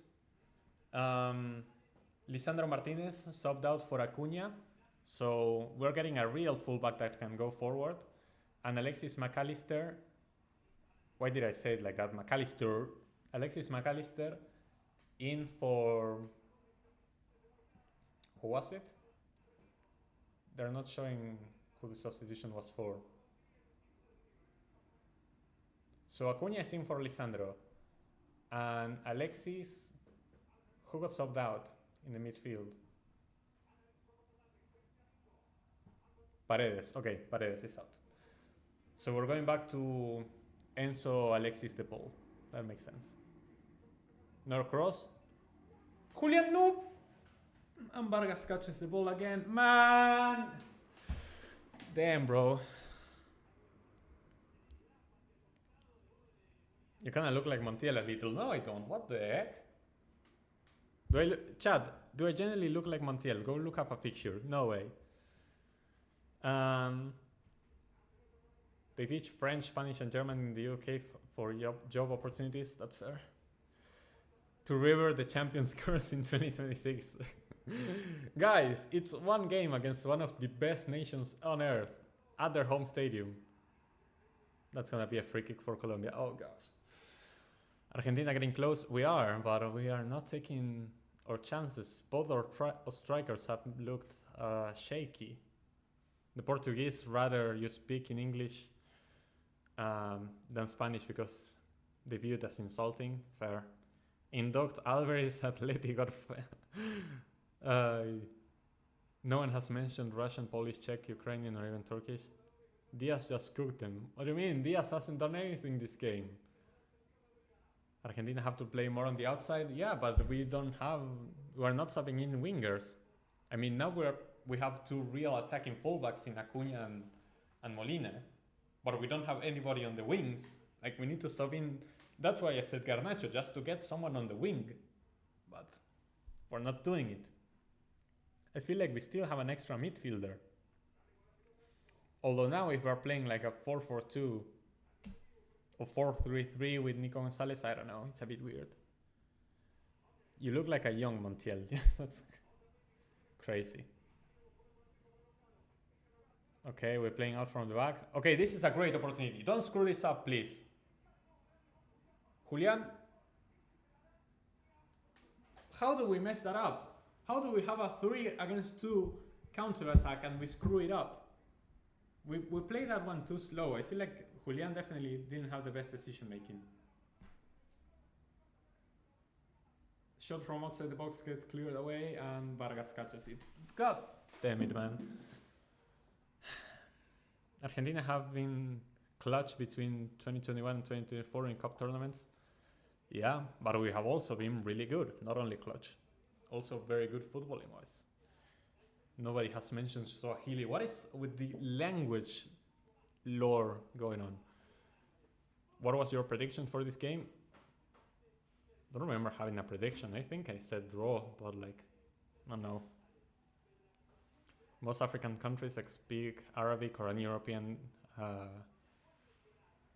language due to you know what. Yeah, it is what it is. Every time I tune in, the player is on the ground. Get up and play ball. Fair enough. Let me catch up. It's a tough time, and yeah, it's Bolivia are still winning 2-1, and Ecuador are drawing 0-0 with Peru. So, yikes! I'd be shocked if Argentina defend the World Cup. I would be too. Defending the World Cup is crazy hard. But if I guess I wouldn't be shocked in the sense that we are still one of the best teams in the world, but it takes a lot to win a World Cup, let alone 2 in a row. Nobody has mentioned Navajo. The Southeast Asian and East Asian languages are on a whole different ball game. If you mod me, I can help you with today. I don't need help with the mods, I need help reading. Hola, pa. Vamos, tenemos que empatar de alguna forma. Metelo a Garnacho, Scalbobi.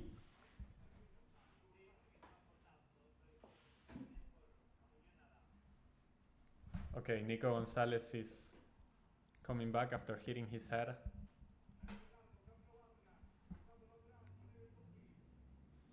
Duran, that's gonna be an easy catch for Dibu. And we play it quickly for Acuna. Let's see if we can build something from the back on this one. It's hard to keep up with the games with multiple games are happening at the same time. I agree, yep. I don't know why CONMEBOL does it like this. We could always have games in different days at different times, but I don't know why they do it like this. Vladislav, thank you so much for joining. Welcome to the stream. The surprising rise of Bolivia is fun. Yep. I guess it is. They are cooking. Or maybe Chile is just awful. Hey, that's a foul. No, but this stupid ref, bro. What is that? That was 100% a foul from behind as well. It was never so clear that it was a foul, charging from the back like that. Nah, bro. What is this ref? The home fans are getting to him.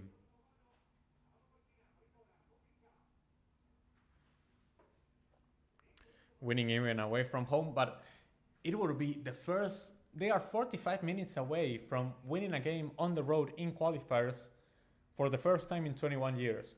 What? No, not 21. 31 years. That's crazy. Schedule is bad, yeah. Bolivia, they surely don't have a chance to qualify for a World Cup, right?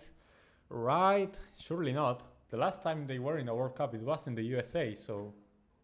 Yeah, as the item is saying, it's the same thing. What do Bolivians do in their free time? Chew coke. The ref did nothing wrong. says the one who complains about Real Madrid like 24/7. Shut up.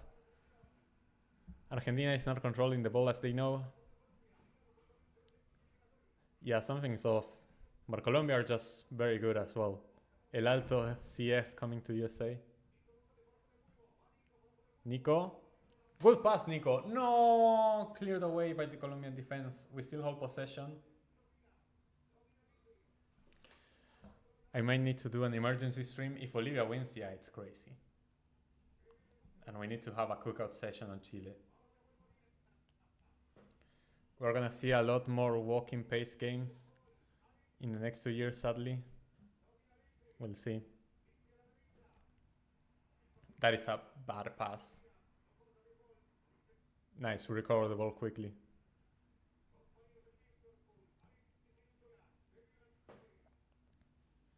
The ball opens it wide for Acuna.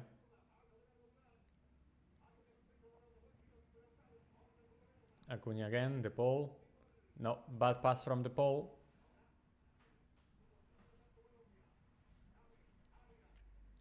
I do not complain about Real Dog Dread. No, you definitely don't, buddy.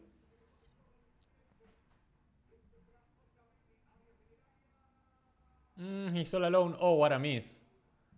Oh, what a miss from Arias. He was all alone. He could have killed off the game right there and then, but instead it was an easy save for Emi Martinez. God damn. Relax, you can farm Paraguay next game. I don't want to farm Paraguay. I want to farm the good teams. We're the best in the world, damn it. I want to farm the good teams. Acuña. ¡Oh! Lautaro, querido. That was an amazing cross from Acuña, and the header from Lautaro is just wide. God damn, bro. What a miss from John Arias. He could have definitely killed the game. It was John Duran. It was the other John. I think Arias is the one who gave the pass. It was the other John. Cooling break. Argentina is pushing. Imagine if Paraguay beats Brazil. Now that would be crazy. And Miguel gets a hat-trick. Now you're dreaming too far. Hence why club quit Liverpool, prem refs and fixture congestion. Running out of energy. Lautaro is not as sharp today. Neither is Julian. I think that Julian has been worse than Lautaro even. The only Chile fan we know online is basically the equivalent of a Fox Sports pundit. Yeah, he's really bad. Sebastian Las. To be honest, it's only Alexi that's delusional. The rest aren't. Yeah, the other are just not well informed.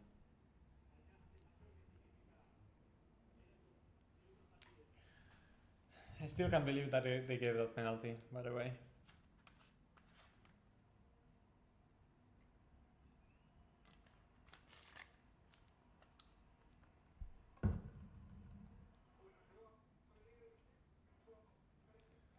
We're subbing in Lo Celso. I love Lo Celso, but I don't think it's what we need right now. Julian hasn't been great this season so far for Atleti. Yeah, that's fair.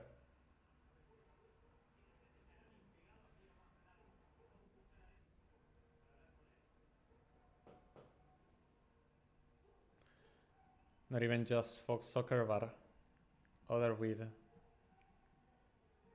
sports too. Might have overhyped Alvarez.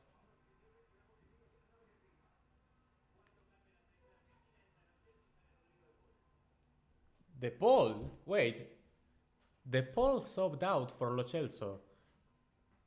It's the first time I've seen De Paul subbed out in a long time. Okay. Yeah, Kevin, welcome to the stream, by the way. Where's Dybala? Where's Dybala at a time like this? Why aren't we using him? It's like the other creative player that we have. I know Lo Celso is also very good on the ball. Definitely a weird change. I think Dybala is gonna be the final substitution eventually. Mancini flings Atleti. This guy is washed. How can he be washed at 24, 25? He's already completed football. Even though some are okay or even good, they can be very biased, yeah. Y sí, ¿dónde está Dybala, viejo? Lautaro will end up with a UCL trophy later this season, and I hope we'll have to shut some mouths. Chris Richards is USMNT captain today. Ain't no way saying so. Team is losing, so your solution is bringing a midfielder. Like, I don't... Bringing in a midfielder in and of itself is not a bad idea, but I feel like we have an extra midfielder. This whole game we've had an extra midfielder that hasn't really been having an impact.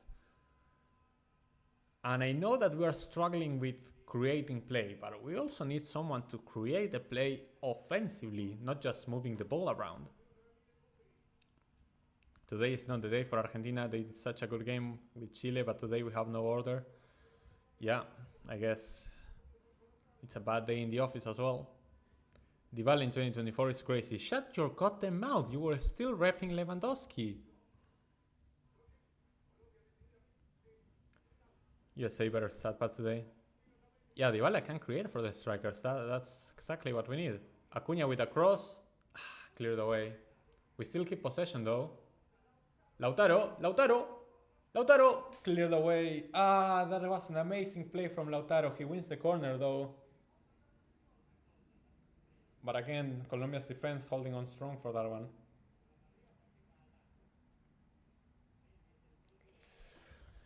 Don't mention his name. To be fair, there's a level between Colombia and Chile. Then there's Bolivia. And even then, Bolivia is beating Chile in Chile, which is crazy. Respect Leva? Okay, I will. Come back, Messi. We low-key need Messi back, that's crazy. Bolivia is still winning, bro. That's so crazy. I cannot believe that. If that game ends like that, holy fuck. Los Chels cleared away. The Chileans look hungry today. Hungry is crazy. Lo Celso cross. It's a bad cross. Who is top scorer in La Liga? Rank holder. La Liga is finished, bro. Ever since Messi left that league, it hasn't been the same.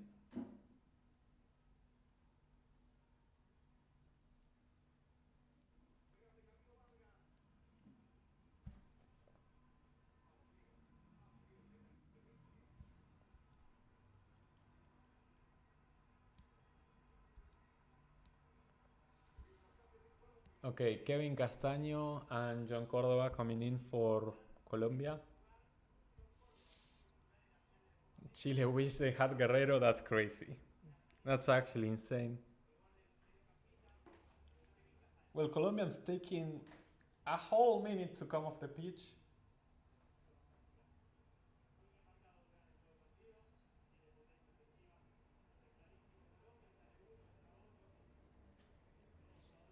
Gareca certainly does. Look at this Barca fan repping Lewandowski. Earlier today, Cambodia were 2-1 up in the 125th minute against Sri Lanka. They conceded, the game ended 2-2, and Cambodia lost on penalties at home in Asian Cup qualifiers. How does Asian Cup qualifiers go to extra time? Like, is it like knockouts in that phase? Man City forming the league. We're talking about a finish. Have some shame. I didn't say anything about the Premier League. I'm just saying you're repping top goal scorer of La Liga like that's an achievement after 3-4 games. The scorer in La Liga is Bobby Charlton's adoptive son and Mpele. Joe Club getting here, who's rechesting per player. Stop the slander, bro. Could Cambodia beat San Marino? Yeah, that's a question and a half.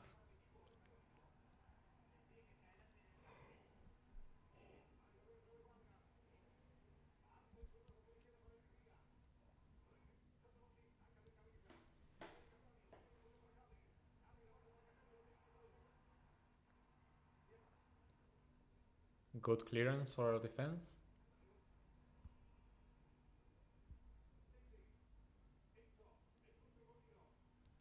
Most top leagues in Europe are dominated by a few teams or one team. That's why you should watch South American football, which is not dominated by a single team, but actually has like 10 teams contesting the title at every given moment.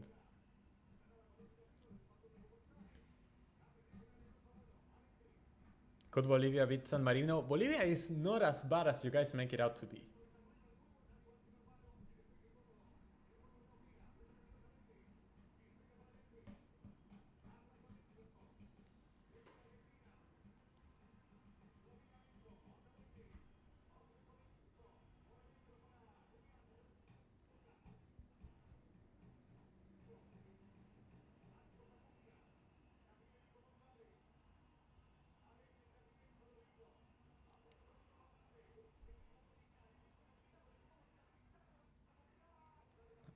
Saved by Vargas.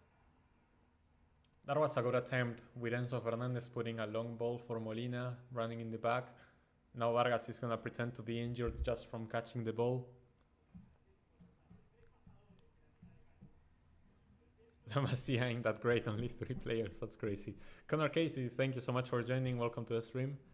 EPL biggest criticism is money and arrogance. When you talk about the league or Serie A, you could do a 2-hour live stream on that criticism of those leagues.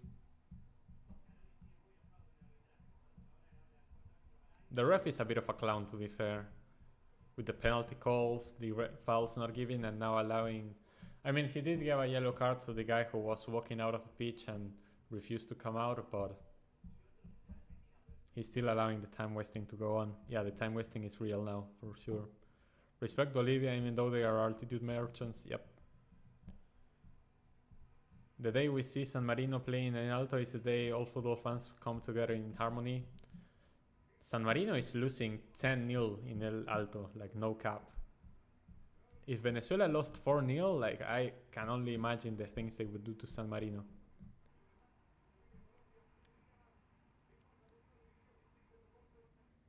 Colombia driving forward on this one. I think we cannot strip the ball away from Luis Diaz. He just keeps on going. Holy shit, Luis. We finally dispossessed him. Hey, that's not a foul on Lautaro. Hey, that's not foul on Lautaro. What the hell? Nah, bro. It's actually crazy.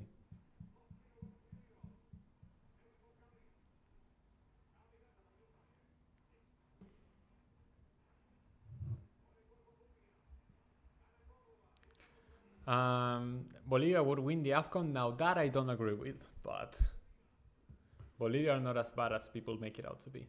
Where would Bolivia be in the CONCACAF Nations League? Lautaro! Lautaro! Lautaro! Lautaro! No! What is this ref giving a foul for now?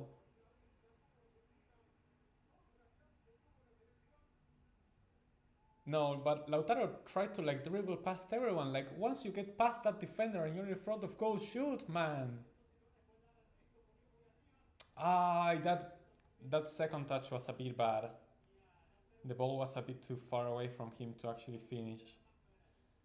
He had dribbled past Mosquera really, really well, but he never had a chance to finish, and then the ref gives a foul for absolutely nothing. Now Dybala is coming in. Scabovi.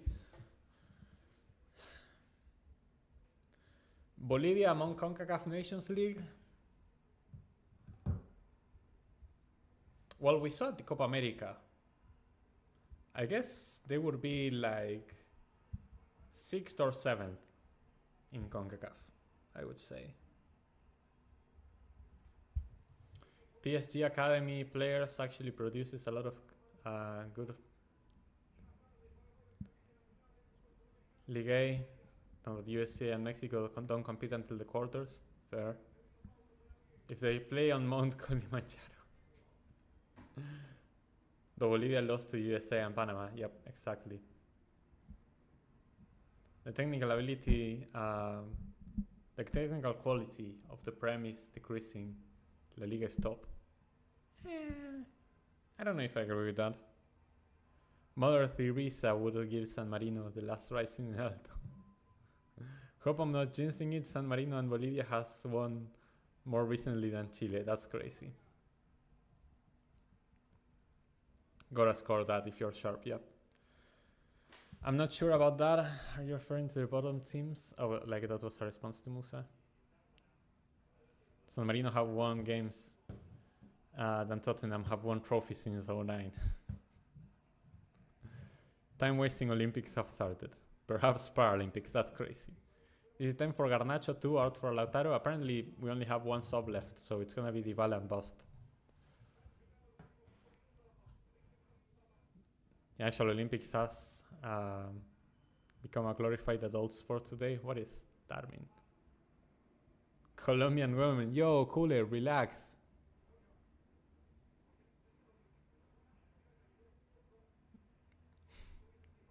It takes England to knock Colombia out of the World Cup, both for men and women.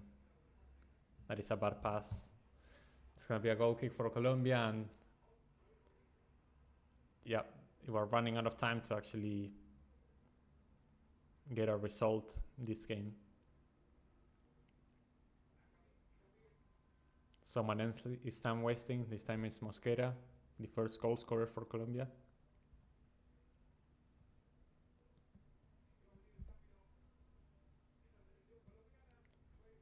Sports day at school for children. That's what we did in the UK.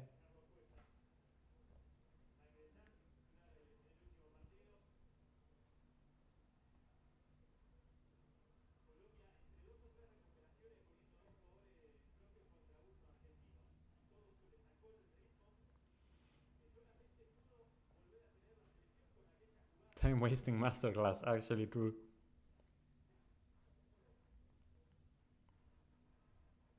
Argentina deserves to tie the game? I think so. I think it's been a close game. Definitely don't think we deserve to be losing. I don't know if we deserve to be winning, but I think it should be a draw at least.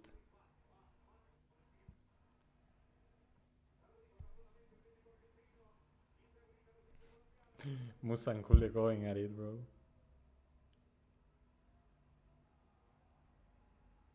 Oh, Mike is gonna be happy that Ener Valencia has scored for Peru. Ener Goat, he's back. Ener Goat Valencia. Start partying against the mediocre teams again.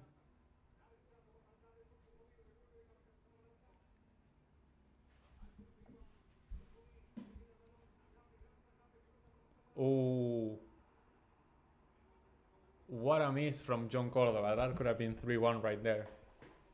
On the counter-attack, Colombia still look very dangerous.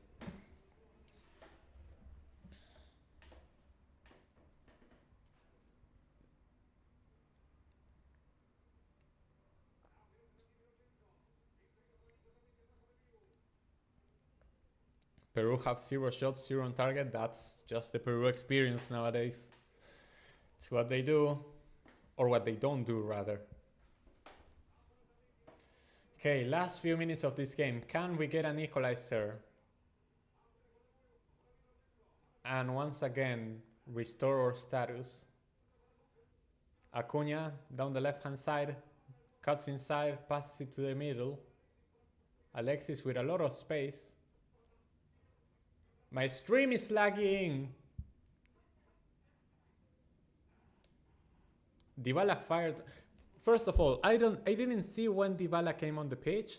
Second of all, I didn't even see his shot because my stream was lagging so much. Jesus Christ.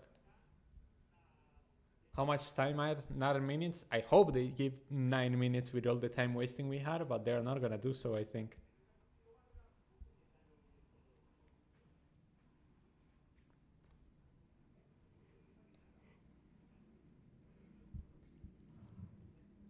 Gareca will be requesting to have Guerrero in the Chile national team. That's crazy.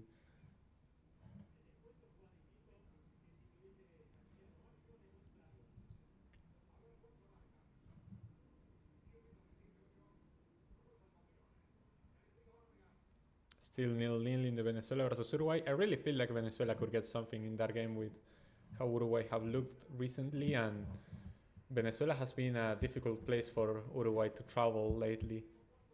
I believe they have 2 consecutive 0-0 draws in Venezuela.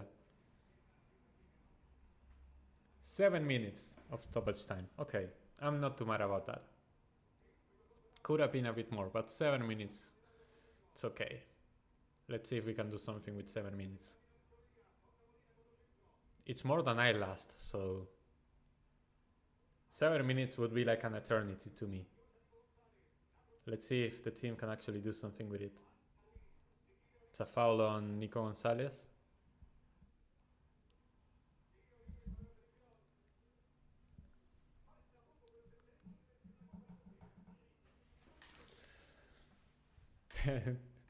See, but Musa, this is why you cannot be a mod, because you beef with everyone. You would just ban people who you disagree with.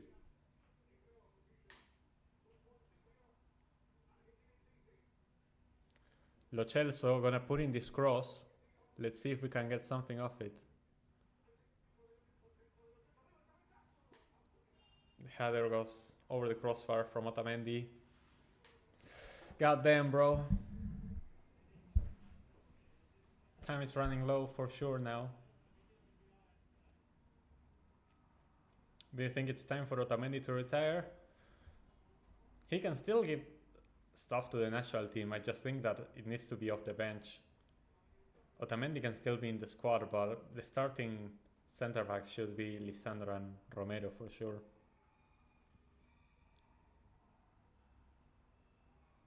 He made the penalty. Yeah, but it wasn't really a penalty. It shouldn't have been given. James being subbed out, of course, because now he can time waste by giving the captain's armband to Lucho Diaz and then walking off the pitch. Ota can still lose sub performances, yeah, I agree.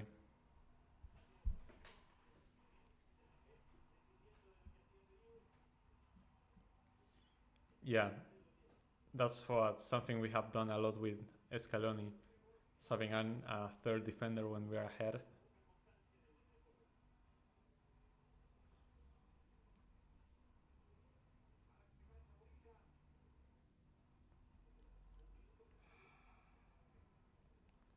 Yeah, Colombia just wasted an entire minute just by subbing James Rodriguez out.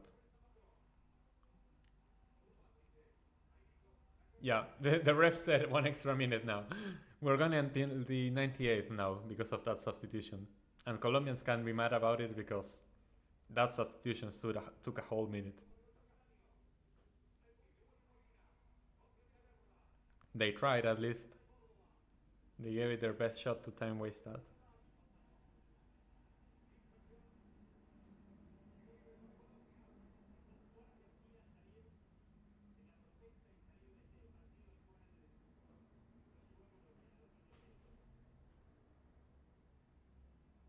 One more play for Argentina. I hope they make it. Yeah, I agree. We'll see.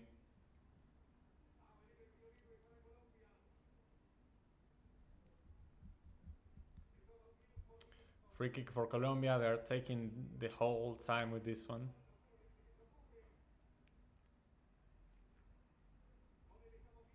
I can't believe that Nuri Sahin has more aura than Flick. I can't believe aura is an argument these days.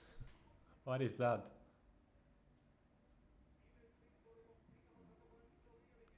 Luis Diaz.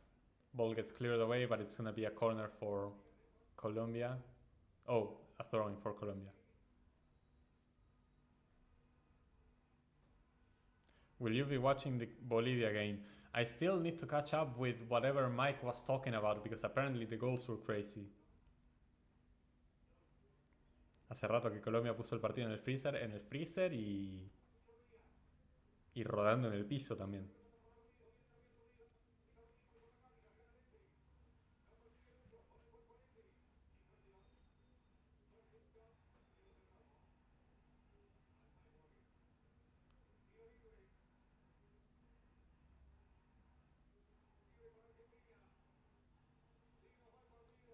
I think Poch is about to be announced.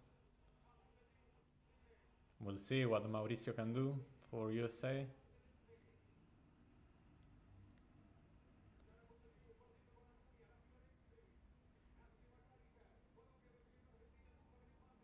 McAllister plays it long. Cuti, Romero is basically a striker now.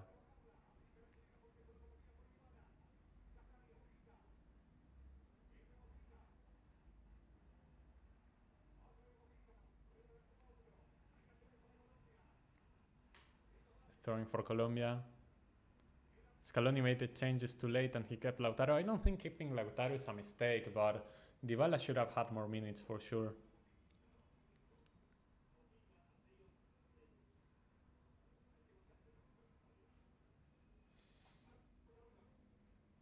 Few more minutes to go.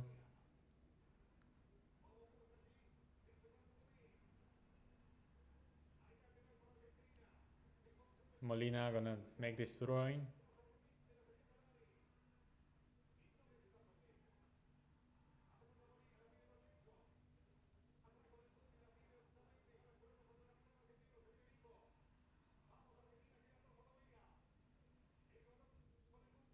Acuna gets dispossessed, but it's gonna be a throwing for us. Richard Rios is such a beast, by the way. Lautaro passes it back. That's a bit sloppy, but the ball still reaches Acuna. Lautaro is so away from the box. Had a conversation with a friend who hates international break and got gobsmacked poached to the US job. One thing I've noticed is that teams that have a lot of players from the diaspora don't usually win tournaments. I think you need homegrown players who come through the system to win. And there's an argument there, but we've also seen Yeah, I guess that's also a point.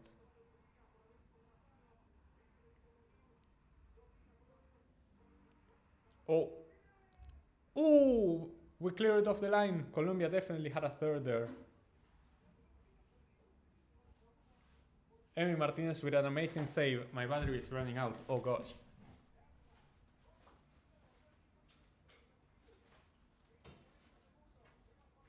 The battery is running low on my laptop. No way, but the game is over. The game is over, chat. We've been beat. It's over.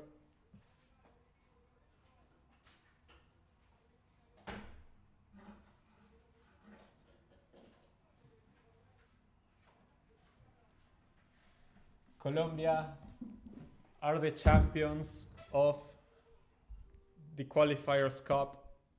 We still have the Copa America at least. But Colombia, I guess we'll have to make this a trophy for Colombia so they win something. But they've done it. Congratulations to Colombia for the win. I think we didn't deserve to lose. I'm not exactly worried about this performance, but we're gonna have to figure out in the future how we're gonna attack players, not players. We're gonna attack teams that, because it seems like we'd had trouble actually creating opportunities for us to score in this game. So it is what it is. The best Argentine manager ever. He took Spurs to the UCL final. That is an argument. That is an argument. Not many coaches have done that. It's official. What, poach? Them. For the next generation, either Julian or Lautaro should be a striker. They can't play at the same time. Yeah, it looked good against Chile. It didn't look that good today. I agree. But without Messi, I feel like it should be one or the other, and then we play with wingers. Should be like that, I guess. We should keep our wingers. Those were a lot of comments. What sort of things would you like to cover in your journalism and on your channel when you're at the World Cup? Well, I guess the fan zones and the games and the press conferences. That would be nice. I think Poch wants the money instead of the trophy. Congratulations, commiserations. It's crazy. Please no fighting post-match. It seems like it's chill post-match, which I'm happy about. Argentina can still qualify with 24 points. That is true. Got my prediction right. You did, Mats. Congrats. Damn, Albert. You also got your prediction right. Damn. You had like 1-0 at halftime, but you got it 2-1 in the end. You got your predictions right once again. Albert is just footballing genius. CONCACAF Gold Cups and Nations League are minor trophies. The problem is that CONCACAF is a bit of a joke of a confederation, but yeah, I don't know. Colombia beat Argentina, but it doesn't matter because both will qualify. Hey, don't take this away from them. Let them enjoy their moment, okay? Colombia beat the frauds. Yeah, we've been exposed. It is what it is.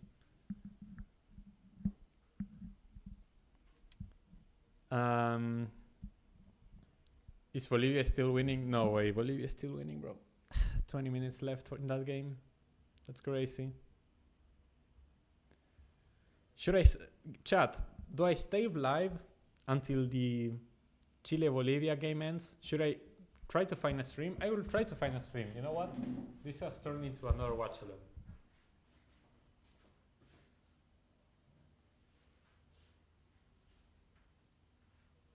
In the meantime, Venezuela scored, but it was ruled out for offside. So it's still 0-0 between Venezuela and Uruguay. But Venezuela actually had gotten a goal. It got disallowed. So what the heck is going on in Chile, by the way? Let me check.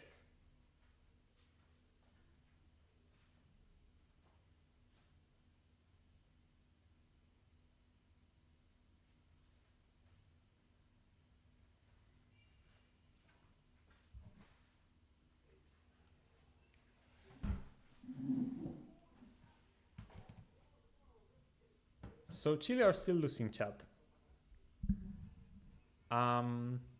which is great. And this can like distract me from the fact that we just lost again. Crossing for Chile gets cleared away. Ooh, saved. Saved by Lampe. I believe that Lampe is goalkeeping for Bolivia. No, it's Vizcarra. Obviously, Vizcarra is the goalkeeper for Bolivia. God damn.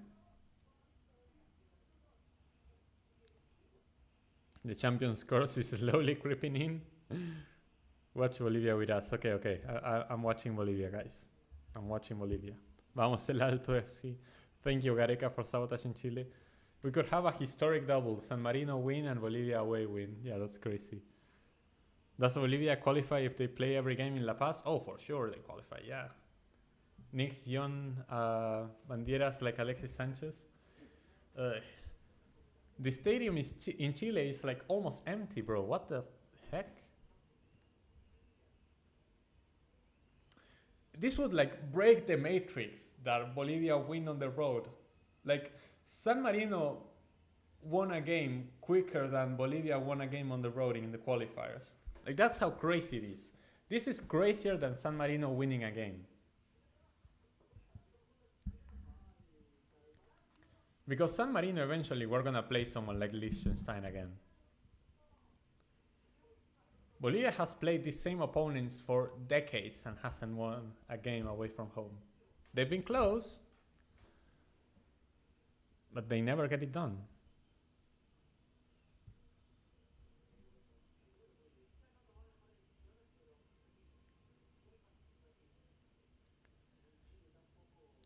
Do I have like a different scoreboard that can actually fit this game? They have like a red and green.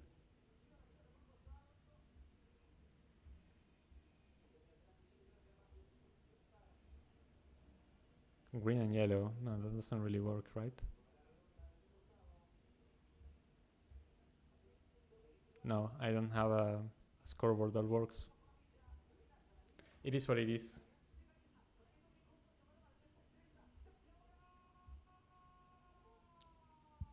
What a miss! Eduardo Vargas with the miss of the century right there. He could have equalized for Chile. Oh, he was so offside. That was 100% offside either way. Like it wouldn't have stood. But incredible what Vargas just missed. The LeBron James of soccer is gonna pop off today. Don't forget, New Zealand is one of the few teams to not lose a match in the World Cup. That is true. That is true.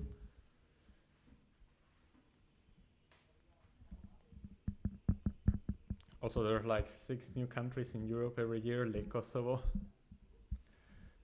Bolivia took Chile still in the Pacific border personally and didn't decide. Ay.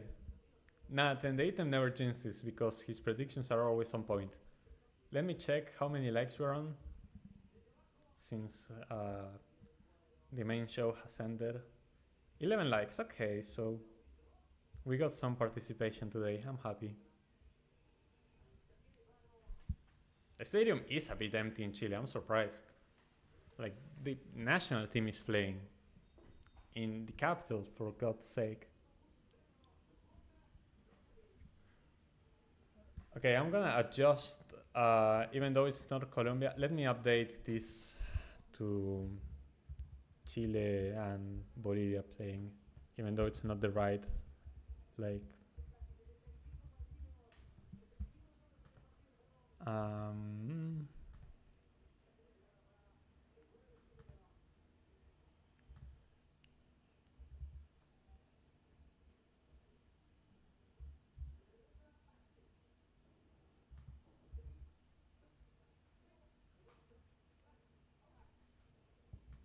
okay, there we go.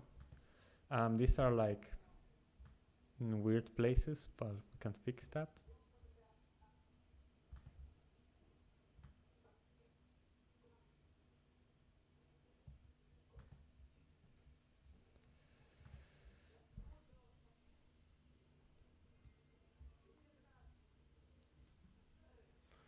Something tells me that Chile will get a late 2-2 equalizer, but the result is still disgraceful. It still is, but at least it's not like a historic loss. My UCL pick winner was Inter. Maybe they know it's over.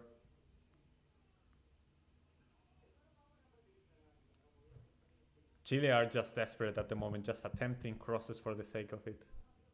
They know they realistically need to win this game, but they are losing it, which is crazy. Bolivia just defending for their lives. That shot was wide for, I believe it was Nunez.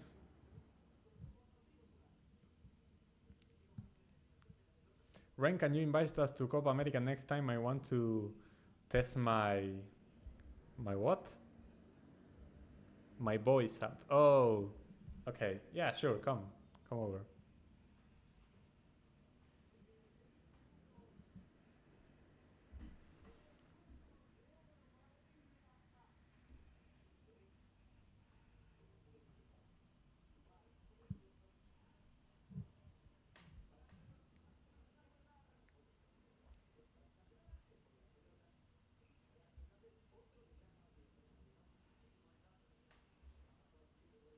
Oh my gosh, bro, like just like a small update on what the table looks like at the moment. Like, what the hell is that? Bolivia in 7th and Peru and Chile in the absolute trenches currently. That is insane. Bolivia is, as it stands, Bolivia is 1 point off Brazil. As it stands, Bolivia is 1 point off Brazil. Brazil has a game to play with Paraguay later tonight. But that's crazy, bro. That's insane. Damn, bro. Chile are going through it.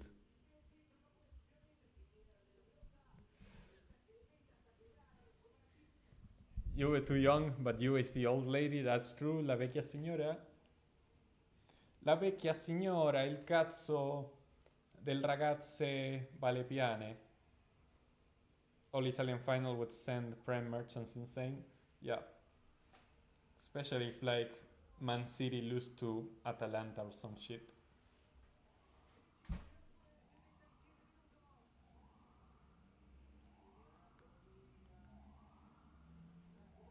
Okay, Chile's gonna put another cross. And it's gonna be unsuccessful. This is gonna be the whole game, by the way. Chile's gonna put in crosses, and it's either gonna go in or not. Bolivia are not doing anything else this game that isn't defend.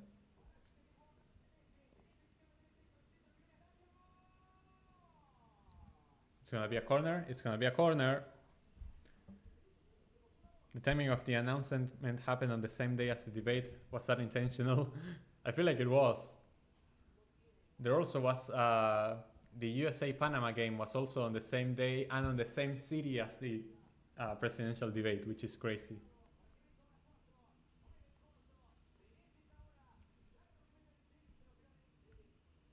The cross didn't work, so Chile instead is going to try to put in a cross.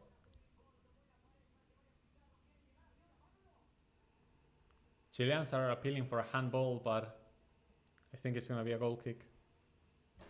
Not to far-fetch, Liverpool lost to Atalanta and Anfield. Don't remind me of that, please. It would be very nice if you didn't remind me of that.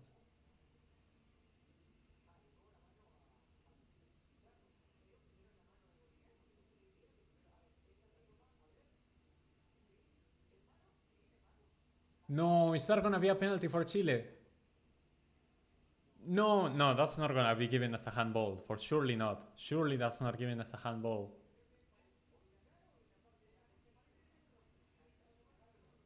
No, that's not a handball. It hit his face, I believe. No, that's not gonna be a penalty for Chile, I don't think. I need to check out like what were the other goals like.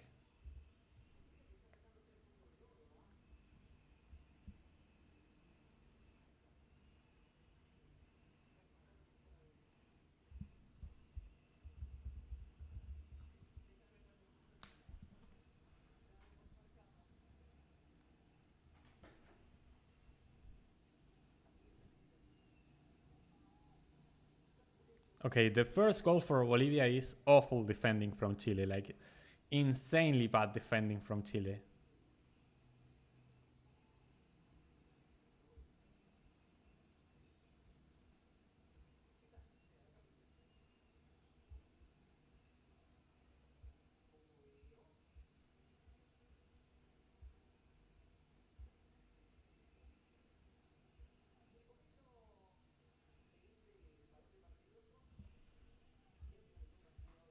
I want to find the other goals, like the Chile equalizer and...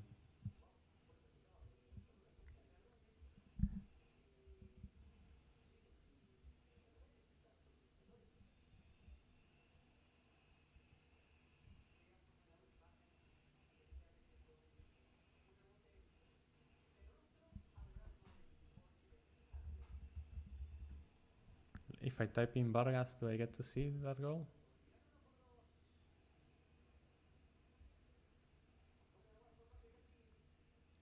Oh my... What happened there? Did Vizcarra give the ball away to Vargas? What was that?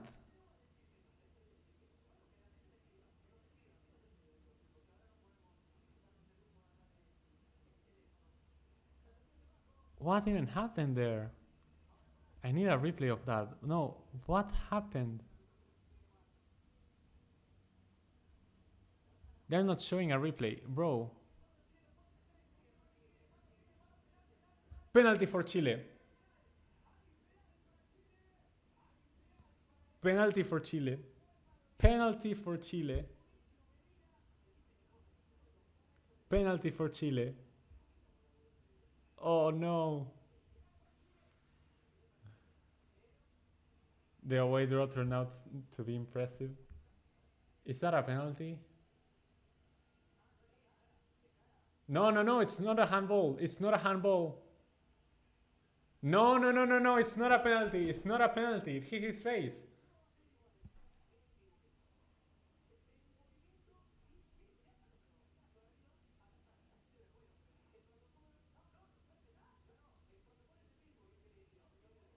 No, no, no, the ref has to go to the monitor. That's not a penalty for Chile.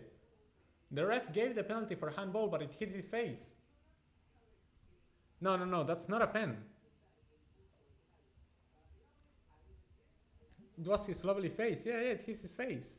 No, that's not a penalty. Yeah, he's going to VAR. Yeah, yeah, he's gonna check it. He's gonna check it. He's gonna check it. Oh gosh, my hair is a mess. Rank this may be inappropriate, but the stats say Argentina is the biggest consumer of France. I didn't read the comment the whole way through before. Listen, we are a welcoming country. We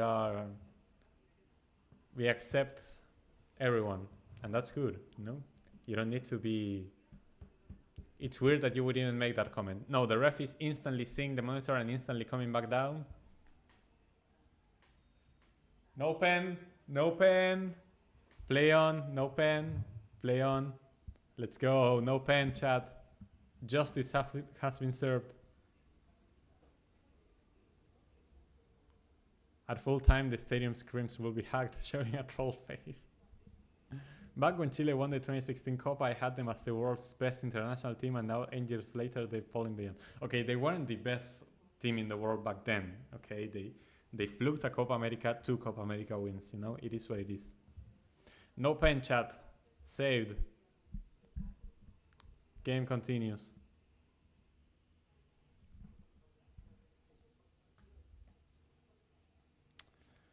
Oh,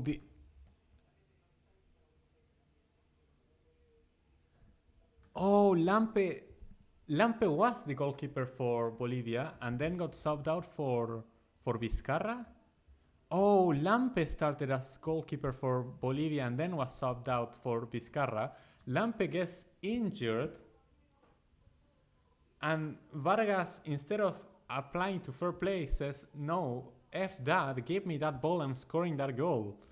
And that's how the equalizer got to Chile. Chileans are so dirty, holy shit. And how did Who scored the winning goal? Terceros.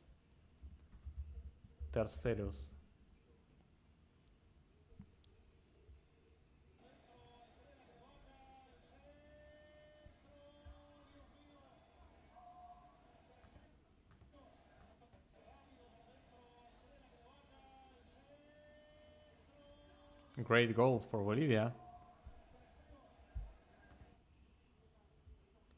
No, but the Vargas goal is the most out of context thing I've seen this weekend in the qualifiers. It's crazy. It's crazy that Vargas scored that goal without even checking if Lampe was okay.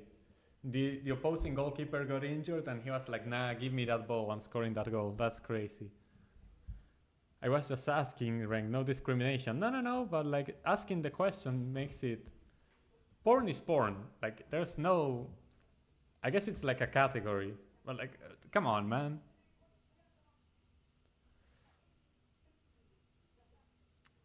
I could imagine Chile missing the penalty if it was given. Actually true. 2015 wasn't a fluke. What's Bolivia's most famous food? Coke. Lampe made an error. No. Lampe got injured. Lampe got injured and was subbed out. Like, yes, he gave the ball away to Vargas, but because he got injured, he fell to the floor with I don't know, like a hamstring or something. He had to be subbed out because now Vizcarra is the goalkeeper. Like, he was subbed out. He didn't make a mistake. He got injured and Vargas pounced on it. Pizarro, another cross. It's going to be a throwing for Chile. Bolivia need the Simeone masterclass 11-0. Yep. Everyone just hold on to the crossbar and defend. September 2024 will be historic if this result holds. Yes, sir. The last time that Bolivia has won a World Cup qualifier game away from home, it was in 1993. Out of context, don't clip that. 10-10, don't clip. Bolivia, Venezuela, 1993. On the 18th of July of 1993, when Bolivia beat Venezuela in Venezuela 7-1, is the last time that Bolivia has won a game on the road in the World Cup qualifiers. 31 years and 2 months ago. I hope Fergie time doesn't happen. Fergie time in Chile is crazy. He's not wrong. Yeah, I'm not. I never am. Silva said on this channel that's not even controversial. Yeah, true. Palacios goes straight for goal, cleared by Vizcarra. Ball gets cleared away and Chile's gonna put in the 1,000,000th cross this game. Another cross into the box.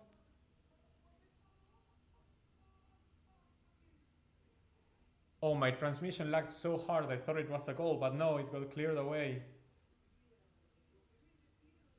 Catalan missed that, the player for Talleres. Catalan all alone was not able to head it in. That was the equalizer for Chile, but Catalan was not able to put it away. And the ball shyly goes wide of the post.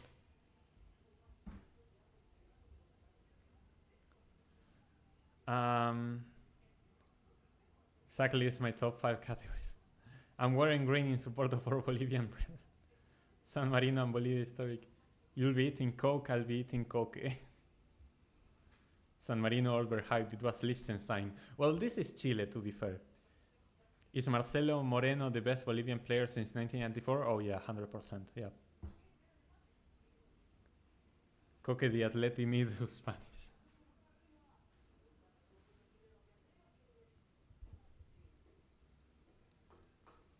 Answering to your question, AD, which I said before, in 1993, 18th of July, they beat Venezuela 7-1 in Venezuela. The last time they won a qualifier game away from home.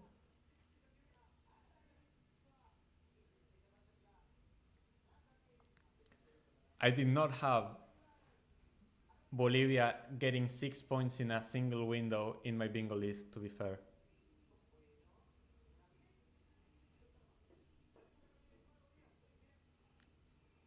No, Bolivia was going in the counter-attack. This ref gave a foul. What the heck?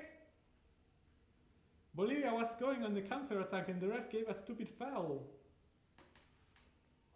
There's a big diff between Coke and Coke. Not so much, it's one letter and it's pronounced the same.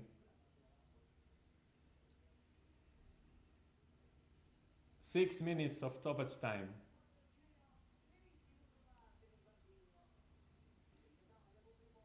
Imagine Marcelo Moreno doesn't play a World Cup.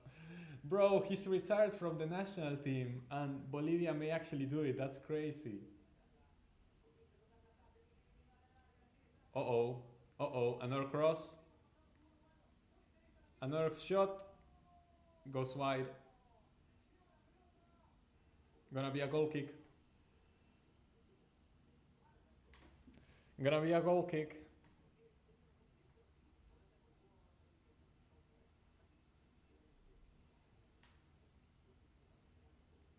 Bolivia escaped danger once again. Let's see, was it a goal kick? Or did it bounce off someone? Ah, okay, apparently it's a corner. Yeah, it should be a corner, yeah. It's gonna be a corner for Chile.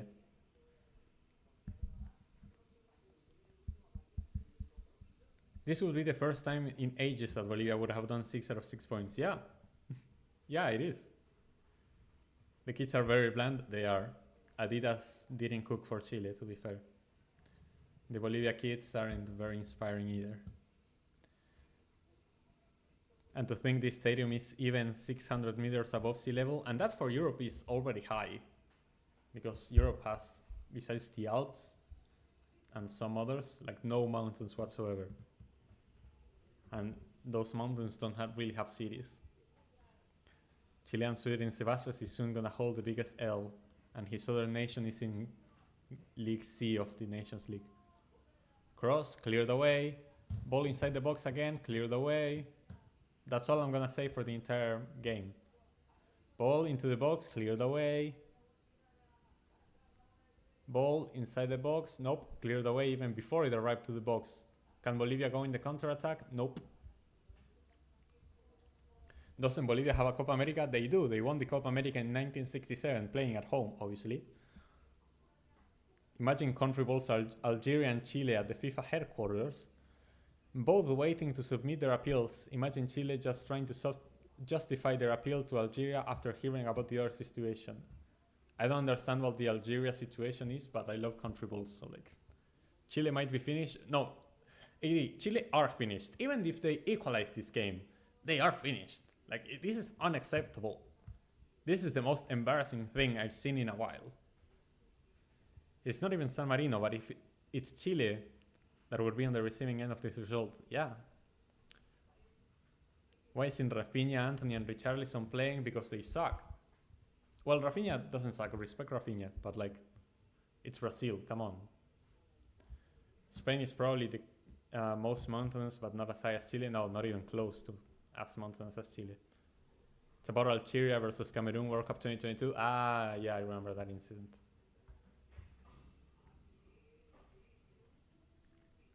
The Weon Polola merchants are about to hold an L. That's crazy. Bet Sebastian will say this is rigged.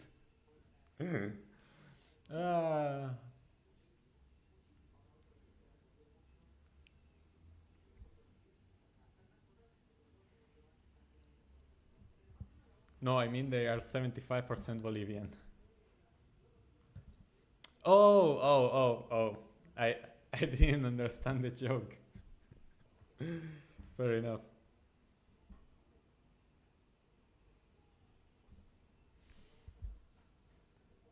Gotta go to the Alps. Yeah, I guess. And even then, like, the Alps don't have a mountain at 6 or 7,000 meters above sea level. If Bolivia gets playoffs, oh boy, it's gonna look very bad for the bottom teams of CONMEBOL. Like, it's gonna look bad on Chile, it's gonna look bad on Paraguay, it's gonna look bad on Peru. If Bolivia gets the playoff spot. No way. say it ain't so. We're only 1 minute left, but we'll see if another minute gets added because there was a lot of time wasting over there. Automatic and Brazil playoffs. No, that's crazy. We'll see what Paraguay can do today against Brazil. But last time they didn't do great against Brazil. But now they play at home, so maybe.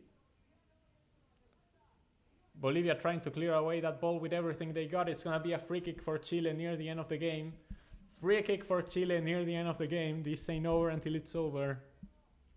Algeria's situation in 2022 qualifier was about 7 cases, potential match fixing, and Cameroon in the second leg. Therefore, they felt like a ripple had to happen. Yeah, I remember. Palacios winning that free kick for Chile near the end. Gareca blowing his nose because he's already in tears for what his team is doing. 2026 might be cooked if Bolivia qualify. If Bolivia makes the playoffs, they are not qualifying. Like, the only way they qualify to the World Cup is if they get a direct spot. Villegas is saying that the game should end, but the ref is going to allow this free kick near the box for Chile. This could be their last opportunity.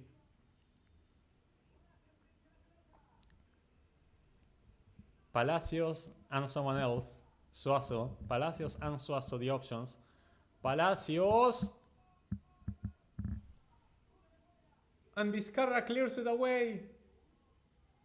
Vizcarra, what a save. That could be the save that wins Bolivia a game on the road. The ball gets put inside the box again. Gets cleared away again. Throwing for Chile. The game is not over.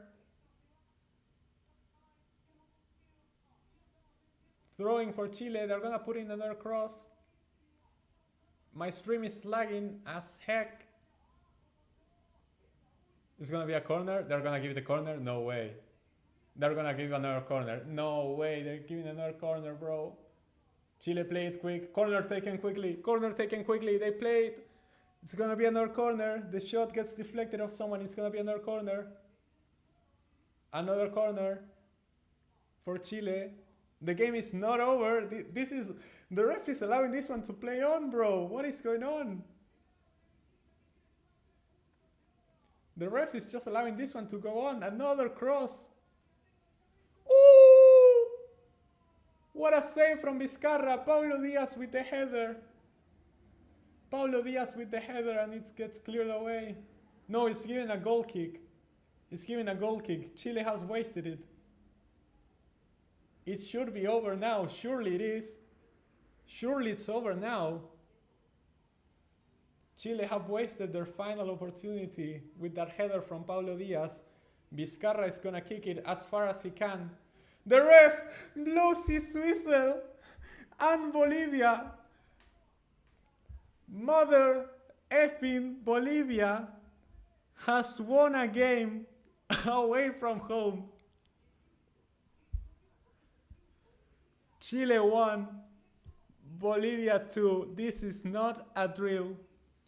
After 31 years and 2 months, Bolivia has won a game away from home. No shot, bro. No shot. Altitude merchants no more.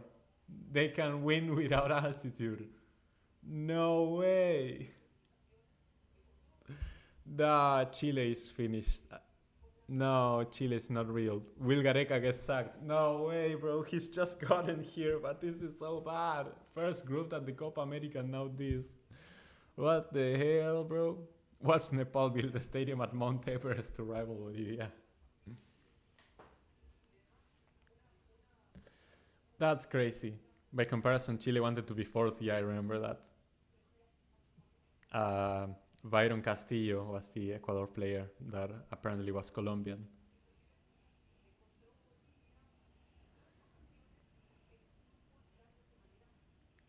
It's an underdog story, but these bums cannot qualify. Yeah, I agree. I agree, but it's crazy.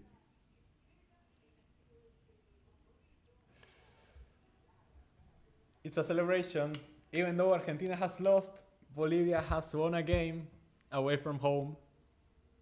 Tonight and forever, I'm Bolivian. That's crazy. I think I should put a Chilean Sebastian meme picture on Twitter, temporary profile picture. Yeah, that's crazy. Let me see the meltdown on Twitter. Like, this is crazy. This is wild.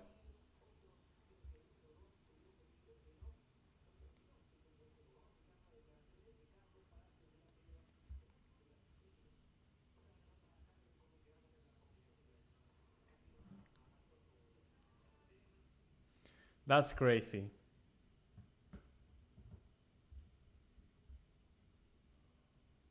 Bolivia won a game at sea level.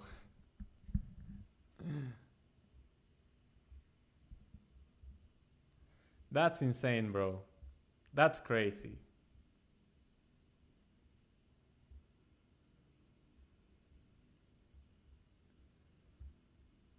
Bolivia has actually won, bro. And Ecuador won 1-0 against Peru with that goal from Energo Valencia.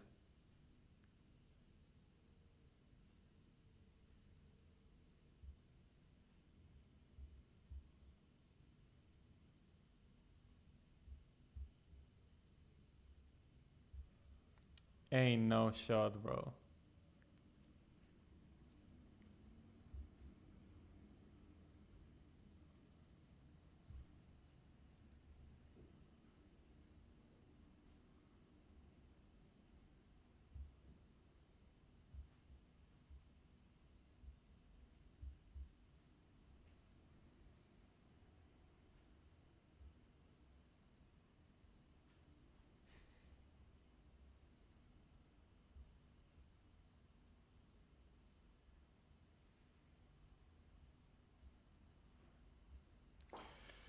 Ain't no way, bro.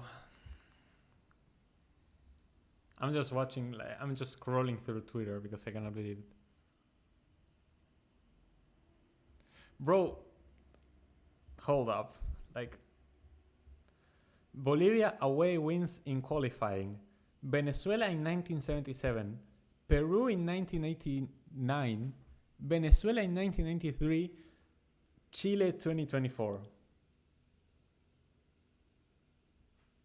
Nah, like, that is a massive L, being on that list.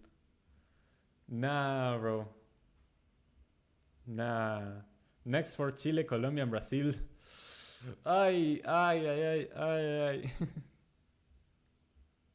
Need Paraguay cook to complete the set.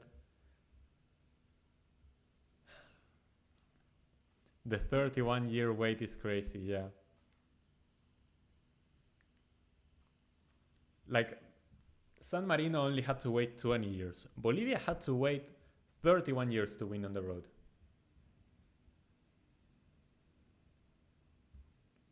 Scaloni just went, if I speak, I'm in big trouble, by the way. Like, he said, if I speak, they will tell me that I don't know how to lose, so I congratulate Colombia. That's crazy.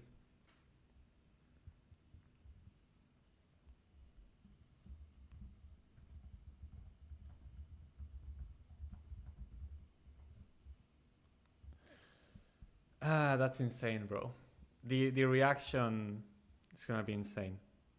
Exchange Mexico with Chile. No, but Mexico also suck. We need to upgrade Panama to CONMEBOL. Panama come to CONMEBOL and we send Chile to CONCACAF. I think that's fair.